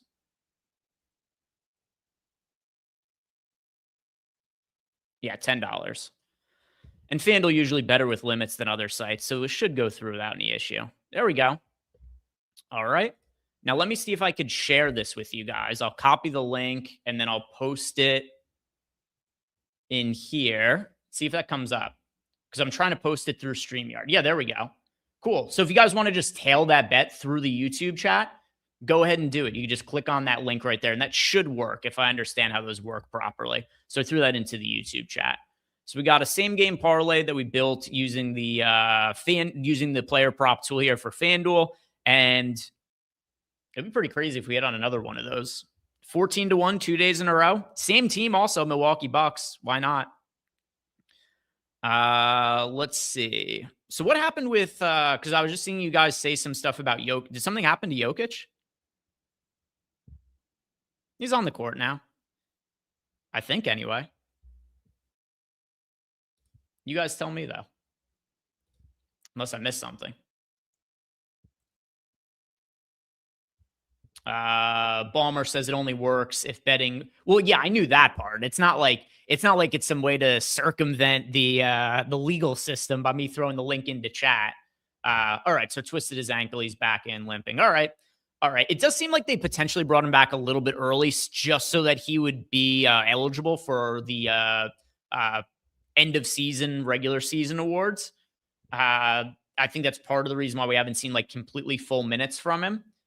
But yeah, he might not be 100%, and maybe it just really matters to him to get some of those end of season accolades.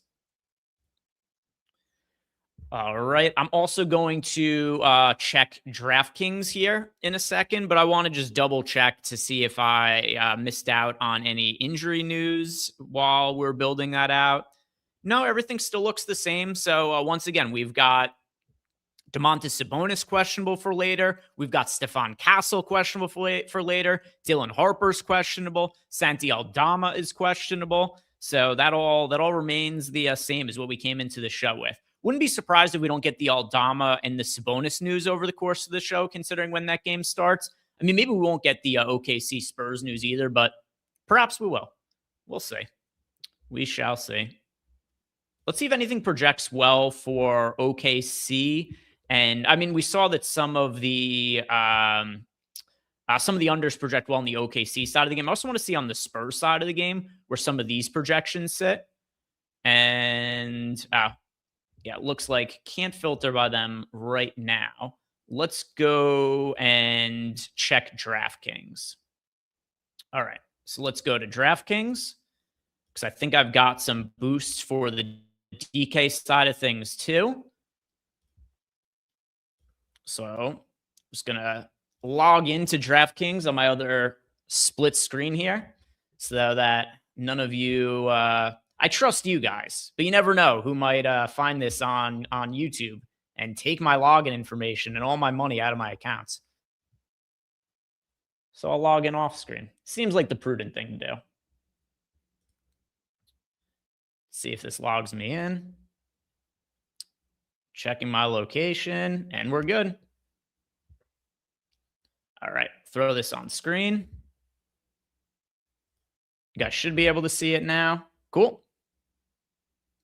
Cool. Josh Gillum, how much Pritchard do I have? I have a lot of Pritchard right now. I currently have... Yeah, I've got Pritchard in 40% of my lineups. And that's even though I think there's a good chance he comes off the bench. Because, once again, Jaylen Brown's out. There's a lot of opportunity for usage and playing time there. Joe, Eric's mom will steal all of your info. She already has it. There's nothing to steal. We're on a close first-name basis. It's Dorothy Lindquist you're talking about. Oh, by the way, there it is. Starting lineup for the Celtics. Yeah, so kind of what I was anticipating.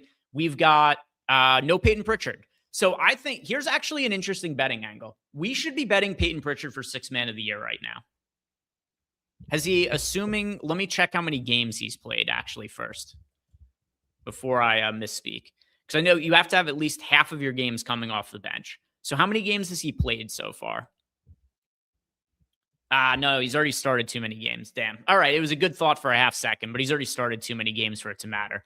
We were like 4 less starts away from Peyton Pritchard from having a crazy potential value situation on Peyton Pritchard for sixth man of the year. But yeah, Pritchard's going to come off the bench for the rest of the season. Here's what we've got. Starting lineup for the Celtics. And it is, and by the way, I didn't think that Ron Harper was going to be the starter, kind of tipping who it is that's starting for them. But had a good feeling it wasn't going to be Peyton Pritchard based on the other day. But Derek White, Ron Harper, Shireman, look at this front court. Garza and Keita starting together. This is a weird as fuck starting lineup for Boston. So we're going to have to make some swaps, run things through the late swap tool. And once those projections get updated, we'll throw this up on screen and we'll look at the updated projections as Rich does it.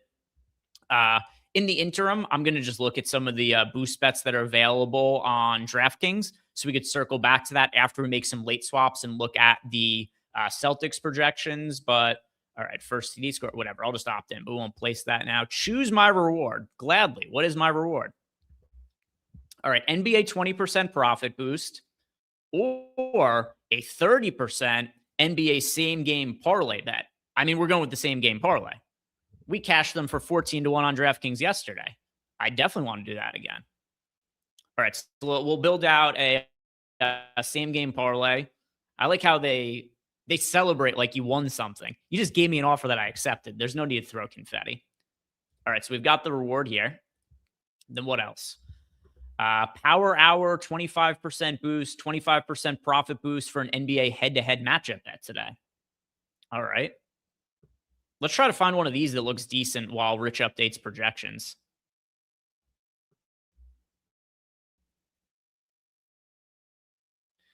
All right, matchups.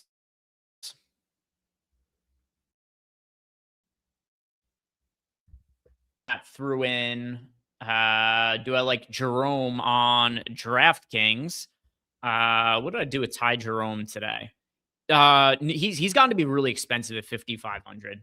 Ty Jerome is he's out of my he's too expensive for me. I can't afford him at 5,500. Too pricey. All right, head-to-head player props. Any of these just look interesting to you guys at first glance? RJ Barrett, Julius Randle. Keep in mind, we have a boost bet here, so we can just use it on kind of whoever, and it's going to be plus EV. Anthony Edwards versus Brandon Ingram. Brandon Ingram versus Julius Randle. Let's see Randle versus Ingram, how they compare in our projections, because that's close to a pick 'em. We'll go to the data hub and look at the player projections. Let's go to the stats. And we had,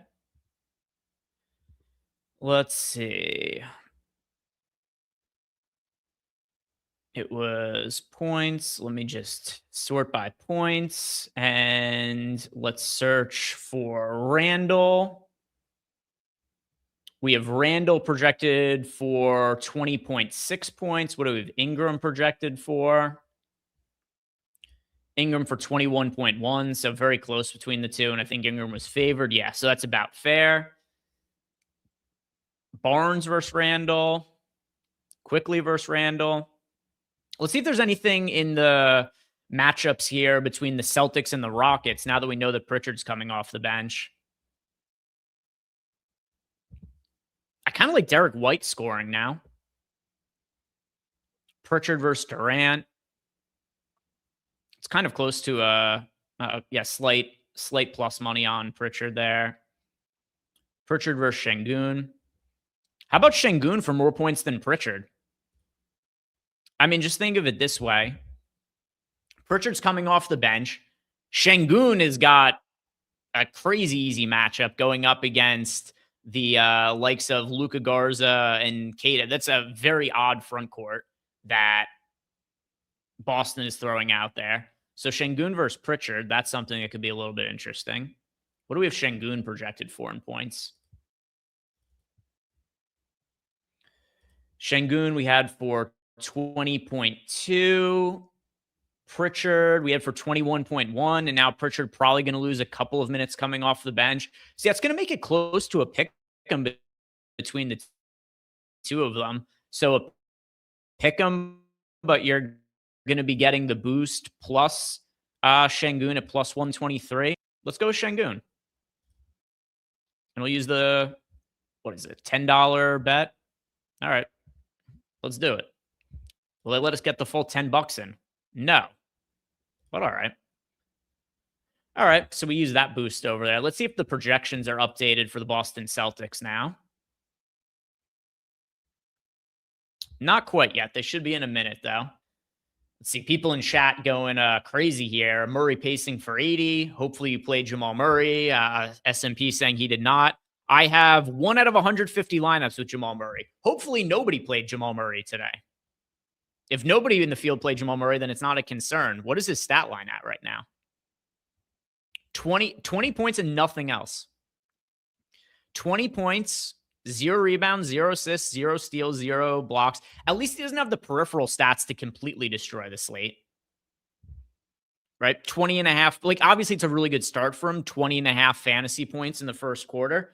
But if he had like a couple rebounds, a couple of assists, then it would like already be game over. You'd already have to have Murray. Yeah.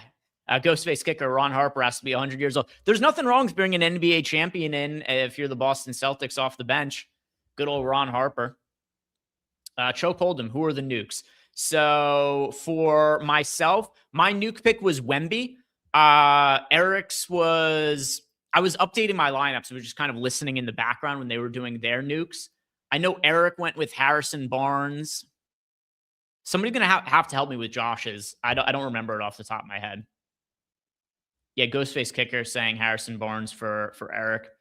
Yeah, I don't remember Josh's. Don't remember. Eric's was off the board enough to where it was very memorable. Josh's was too normal for me to remember when I wasn't really paying attention. Yeah, shout out to Nikki there. 5x the field on Jamal Murray. All right. So Josh went with Youngblood. Chris Youngblood, not Brandon. Right? Youngblood. All right. Yeah. A lot of people in chat saying Youngblood. Youngblood. All right. Let's go back to check the projections here if it's updated. Not quite yet. When it does update, obviously want to give you guys the updated projections, but I also want to check some of the prop projections once the Celtics update to see if there's anything that really stands out there. We'll go back to the props page and just check out a couple of other bets that are at the top of the board while we're waiting for the DFS projections to update. And we'll start just by looking at DraftKings, just to kind of give us a general idea of what direction we might want to go in with the same game parlay that we have to build out. Well, don't have to build out, but I want to build out. Lots of OKC unders here. We saw that on FanDuel also. Maybe that is what we should go ahead and do. I am also pretty interested in some unders on Ty Jerome. He's been crazy good, but I mean, these are not sustainable numbers for Ty Jerome. Look at Ty Jerome's last couple of games. So Ty Jerome, who also, he only played 20 minutes in each of the first two spots. So it seems like they're kind of holding him to that for now. But in 20 minutes, his first game back against the Timberwolves, 20 minutes, 20 points, 6 assists and a rebound. Then he plays 20 minutes in another game against Minnesota, his second game, 19 points, 8 assists, 6 rebounds. I mean, these permanent rates are crazy. Even so, you've got him averaging, 3.5 rebounds in his first 2 games in 20 minutes. How likely is it that we should expect Ty Jerome to have over 5 rebounds if he's only playing 20 minutes? Like, what did Ty Jerome average last year in a full allotment of minutes? Let me look at him for last year. So last season, Ty Jerome played 20 minutes per game and averaged 2.5 rebounds. I really like this. This was the assist. I'm an idiot. All right, this was the assist number for him. But the point remains the same. He averaged 3.5 assists in 20 minutes per game last year. And now the number's 4 when we're still expecting to play 20 minutes. I get it's a good matchup against the Kings. I just think these are high numbers. Let's see what else is here for Ty Jerome. Anything else? Ty Jerome, under on assists. Ty Jerome, under on rebounds plus assists. Are there other unders for Ty Jerome here? I was going to say maybe we just make a same game parlay with all unders for Ty Jerome. But they're not going to let us parlay. It would be crazy if books allowed you to do this, but they don't let you rebound. They don't let you parlay the under assist and the under rebounds plus assists. Unfortunately, not too much else is looking crazy good from this game. So we'll probably be a little bit better off building around the OKC game. But either way, Cat hurt. What happened with Cat? We got a super chat here from our guy, Corey Bomber. Corey wants to know, Greg, for a last minute in on DraftKings, Fox, Jared Allen, or Pritchard. So for right now, I'm going to say De'Aaron Fox, just from a standpoint of what does Fox's projection look like if Castle and Harper both get ruled out, or just Castle himself. So I'll say Fox. Also gives you a little bit more flexibility.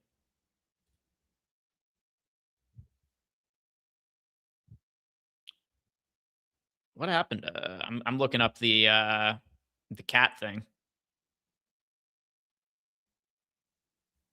Looks like Jamal Murray hasn't scored any more points since I looked last. I couldn't find the injury. Oh, elbow to the eye. Yeah, that's not great. Let's check the data hub and see if projections are updated. They are. All right, let's look at the Boston Celtics. All right. Let's go. We're going to have to run some late swaps here. Game starts in 16 minutes. Here's our updated Boston Celtics projections as well as ownership. So here's what we've got here now. And you see Pritchard still projects really well for us. Even off the bench, 37 fantasy points. And let's see if I can look in my records. What do we have him for previously? Yeah, so we lowered Pritchard's projection a little bit. Not a ton, but it came down by about half a fantasy point. So Little bit of a downgrade for Pritchard, but not anything that's going to drastically change him he's not unplayable now. It's just, I had him in 40% of lineups before. I presume that when I run the late swap with this updated projection on Pritchard, it'll probably be, instead of 40% of lineups, I have him in like 35% or something like that. Derek White at 41.62. Where did we have him before? Yeah, so Derek White's gone up. That also makes sense, right? Derek White playing in a starting lineup with slightly lower usage guys. So this is a boost for Derek White. His projection's gone up by half a fantasy point. Pritchard's has come down by about half a fantasy point. We've got Keita for 28.96 fantasy points. He's about appropriately priced at $5,600. Garza, he looks okay at 23 fantasy points. I see Caleb in chat asked, what do I think about Garza starting? So relative to salary, he looks okay. Here's going to be the issue, though, with Luka Garza. There's a lot of opportunity cost at center. There's a lot of good centers to play today. Here's what we've got for the projections on the other guys. Ron Harper, 16 fantasy points at $3K. Shireman, 20 fantasy points at $3,500. He's also playable. I think that he's a value option. He won't show up in a ton of lineups, but he'll be worth having like 10% of lineups or so. But here's going to be the issue with Garza. Look at the center position. Look at this. Center position, sort by value.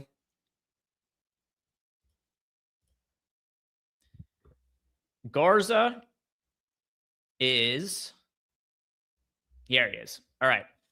So Garza, once again, good points per minute projection, but look at all of the other centers we have on the slate. There are 1, 2, 3, 4, 5.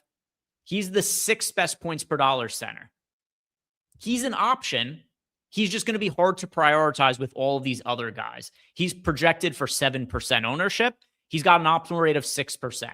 He'll show up in like 5 to 8% of lineups in the Sims or so. But I'll let you guys know. I'm going to run the late swap now for myself.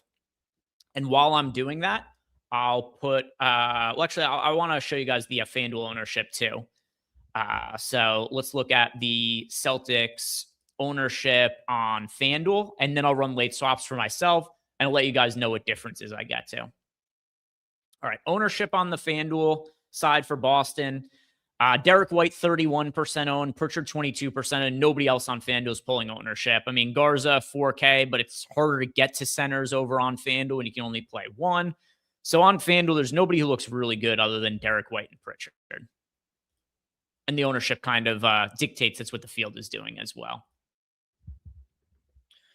All right, I am going to put the props tool up here. Look at all of the top bets for the Celtics-Rockets game. And now I'll start doing my own late swaps, and I'll let you guys know what that changes with my lineups. I'm at the point of the night where I have way too many tabs up. I don't know if you guys also have that, but every single time I do anything, like I look up something to relay information for you guys or just look up some kind of information, what ends up happening is, oh, Harper's out now. All right. And then Rich says in here, Castle most likely playing, depending on how pregame goes. Okay. So right now we should anticipate Harper out, Castle in. That's like the least interesting possible scenario that we had for San Antonio value. But all right. All right. So the problem is going to be some guys will look marginally better for the Spurs, but they're just not going to compete with the value that's on the other side of the game with OKC. All right. Got to close some of these tabs. I got 50 tabs open.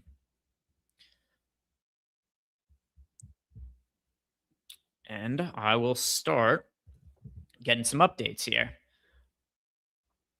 See, for bets, looks like there's probably just not a lot of props up for the Celtics at the moment. Although I'll check that right there. Overs on Derek White, I do dig that. Over 18.5. Is that really what the line is? 18.5 points for Derek White? That is very low to me. I mean, we got him project for 21.7. 18.5, that is a crazy line for Derek White. No Jaylen Brown, Peyton Pritchard coming off the bench. Look at the starting lineup for the Celtics. Also, yeah, no Sam Hauser either. I like Derek White over 18.5 points. I did not realize that line was that low with Pritchard coming off the bench.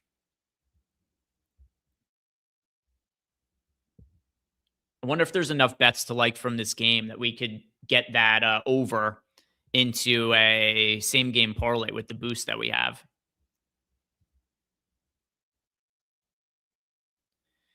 And yeah, I mean, I see the comment in chat from Disco. That's a great name, by the way. Disco Stupendous. Disco Stew. Yeah, I get that he's had a down scoring season, but look at the starting lineup. Somebody has to take shots for the Boston Celtics. It's also not an apples to apples comparison, this game to the rest of the season. Jaylen Brown's out. Jaylen Brown's averaging 30 points per game. They have to replace that usage. And then also, Peyton Pritchard's coming off the bench. So he's got Shireman, Garza and Keita, and Ron Harper he's competing with for usage. I like that over 18.5 points for Derek White. I like it. It is possible. Ryan in the chat saying Houston is most likely going to smash them. I think they're going to win, but I don't know that it's just like for sure blowout. Like, what's the spread's 8 points, so it's nothing too insane. Nothing crazy outlandish. Coley Poston. Do we like Ron Harper? Not really. We had it up before. He's projected for 16 fantasy points for us. There's so many better value options. If this was like a 3-game slate, then I think we'd probably have to end up playing a little bit of Harper. Not for this slate with the amount of options that we have.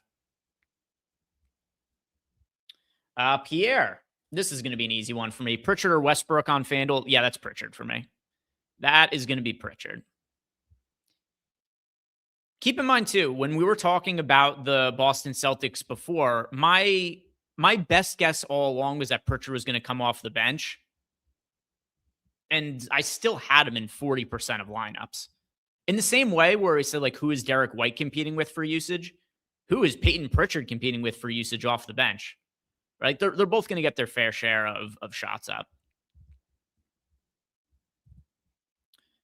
And for the news, our projection on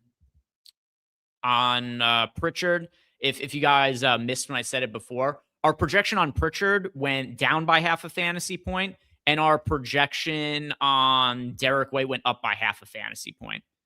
So it matters, but it's not something that is like going to make Pritchard somebody who you can't play or anything like that. He still looks really good. Certainly better than Westbrook. For today, at least. Even if Sabonis is out, which would benefit Westbrook a little bit, I still the Pritchard side. It's not as significant as Jaylen Brown being out for Boston.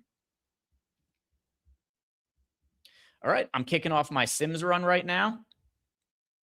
And no questions in the Discord. If you guys do have questions for me in Discord, you could always hit me up and I'll be answering those.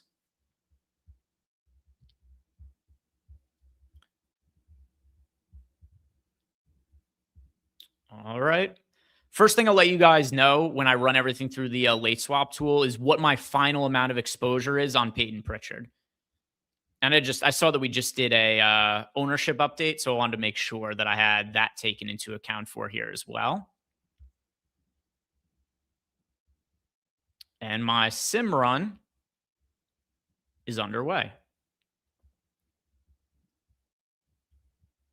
What is Jamal Murray up to now? Has he stopped scoring points? Let's see.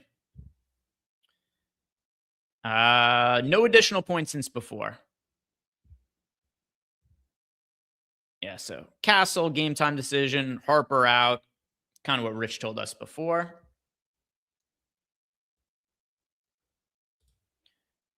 Let's see, were there any additional super chats here? No, nothing that I missed while I was running the late swap here. All right, so just favorited my top lineups. And here's what I have of Peyton Pritchard now. This barely changed. I have the exact same. I lost 1.3% of Peyton Pritchard. It changed almost nothing. His projection came down a little bit, but his projected ownership came down a little bit as well. Whatever amount of Pritchard you had before is probably about the amount of Pritchard you should have now. He looks about the same.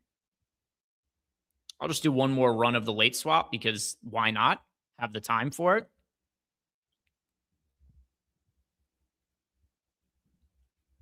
And then I know I've been here for close to an hour already, but I do want to make sure that I build out that same game parlay over on DraftKings. So I'm going to stick around to do that. And plus, almost all of you guys have stayed since the end of Live Before Lock, which is awesome. That is greatly appreciated. Want to remind you guys also, well, if you haven't done it, like the video, subscribe to the YouTube channel. And then also, we have our props package deal going on. What I've been using over the course of these shows to find prop bets and place them. You guys could sign up for yourself for just $1 with the promo code PROP. Link to sign up down below in the YouTube description box. Sign up for that weekly package. Enter the promo code PROP, just $1. Just $1 to try these tools out. And any feedback that you guys have, give it to us. Because if you're looking at it and you say, hey, I would really like the props tool to do this or do that, or I don't like how it does a certain thing, let us know. And there's a pretty good chance that we will take that into consideration and potentially make those adjustments to make this a better tool, make it as good as it could possibly be. So it's something that you guys all want to use regularly. All right, I'm uploading my lineups now.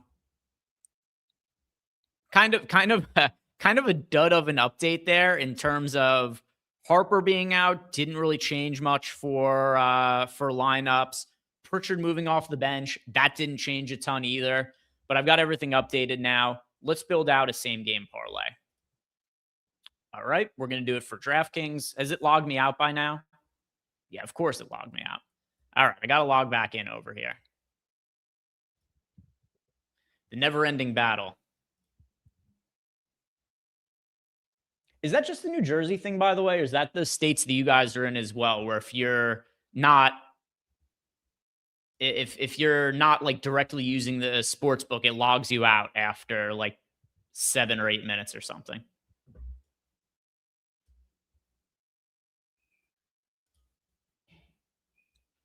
All right, we should be set up now.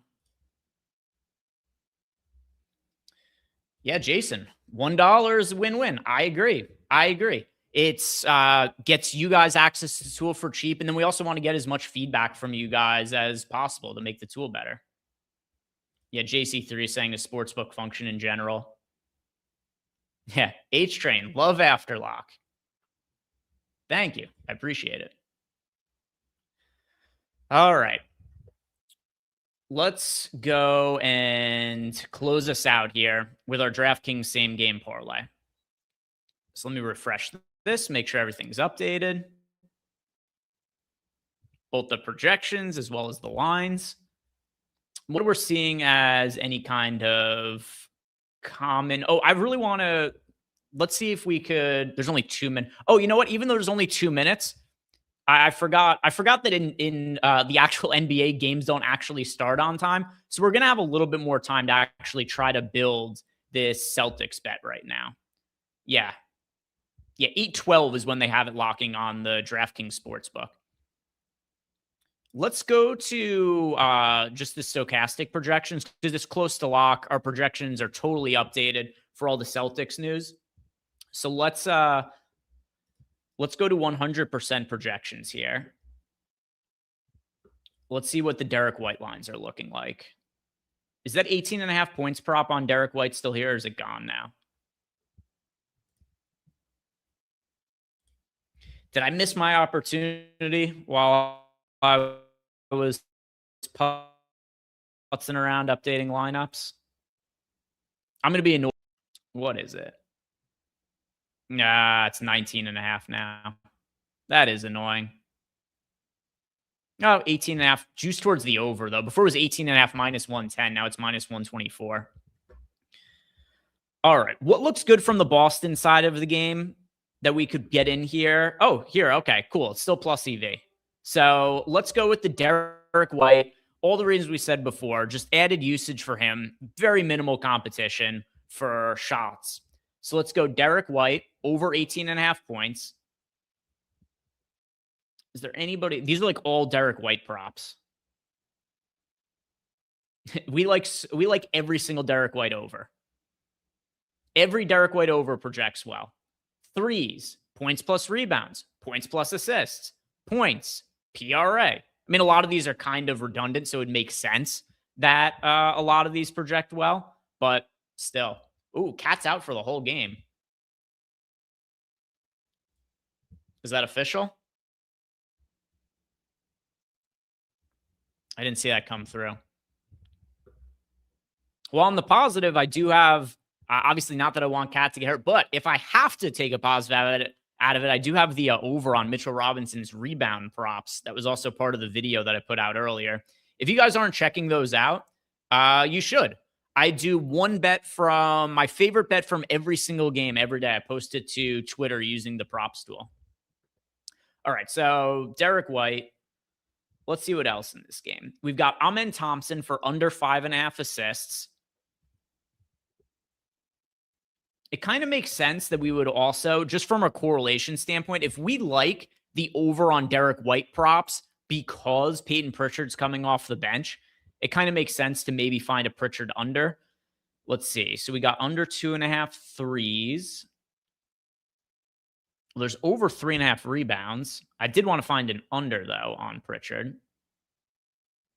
I don't know that I want to go to the 2.5 threes, though, because what is his usage rate with Jaylen Brown off the court this year? All right, so Peyton Pritchard, usage rate with Jaylen Brown off the court. It is. And also, I'll take Anthony Simons off the court, too. Yeah, I'm going to avoid the unders on scoring for Peyton Pritchard, despite what I'd said before, because his usage rate with Jaylen Brown and Anthony Simons off the court this year, it's 29%. So I'll pass on the threes under there. Huh.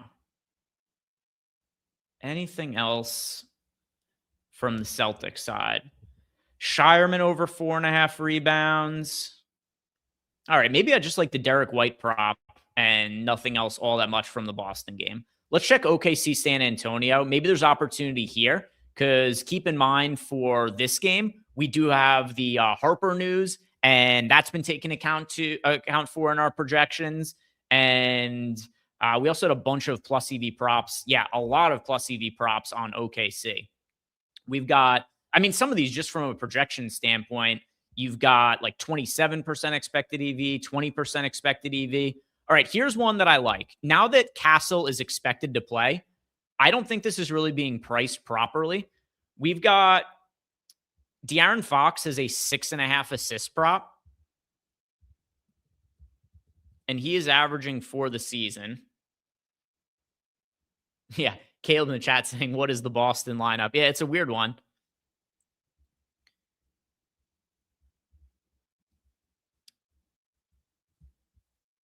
Yeah, so you've got De'Aaron Fox, who's averaging right around 6 assists per game. I think the number is juiced a little bit here because of the Castle situation. But like Rich said before, we are anticipating Castle to play now. So we have him projected for 5.6 assists. So let's try to take advantage of the Castle situation there. And let's see what overs look good for OKC guys with the team being shorthanded. We need to make it a 3-leg same game parlay. All right, Isaiah Joe over 3.5 rebounds. Should be extra playing time for him for sure. And then I'd be remiss if I didn't take the Cason Wallace prop just from a standpoint of how high the projected EV is on him. 3.5 assists is the line. We got him projected for 3. Let me just check some of the on-off court rates from real quick first. What is, if we take, I don't even know what the sample size on this is going to be. If we take all of the OKC guys off the court, I'll just take SGA, Chet, and Jalen Williams with an E off the court. Cason Wallace, yeah, he's only played 96 minutes. All right, let's see if we just take SGA off the court.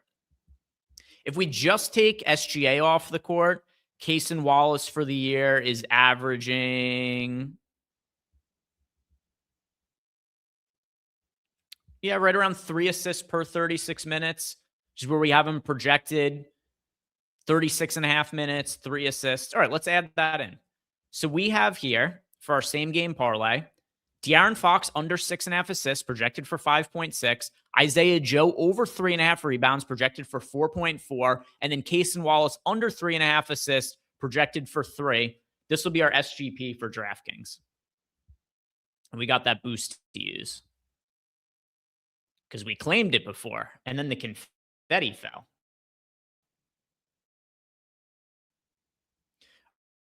Arch Stan says easy triple-double for Jokic coming. What is he minutes left? Still no stats for Jamal Murray since he reportedly broke the slate earlier. Here we go. All right. So with the bonus, what does this bring us to? 579. Okay. And then what's the most we're allowed to bet on this? It says we could bet $20. Let's try. Will it allow us to? We're going to try to. No. $11 though, not the end of the world. There we go. All right, cool. Let's see. Well, let me share the slip so I could share it with you guys like we did with the other one.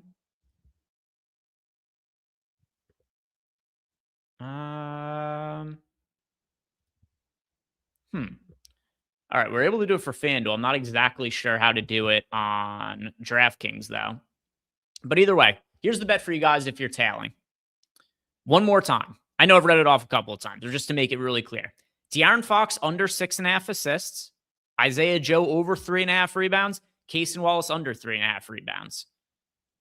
Not quite the same crazy odds that we got yesterday, but still, we've got this at, with the boost, it was, about plus 650. All right. That's going to do it for us today, guys. Thank you very much for everybody who stuck around and watched. I really appreciate it. Like the video and subscribe if you haven't already. We ended up going a little bit long today, but, there's stuff to talk about. So no problem in that. Oh, I thought somebody said Cat was out for the game. Cat back in. All right. All right. Well, guys, good luck with all your lineups. As far as injuries go, we're still waiting on Santi Aldama. He's questionable. And then you also got Domantas Sabonis questionable for later. So be on the lookout for any of those updates. Other than that, guys, good luck with all your lineups. See you back here tomorrow. Peace.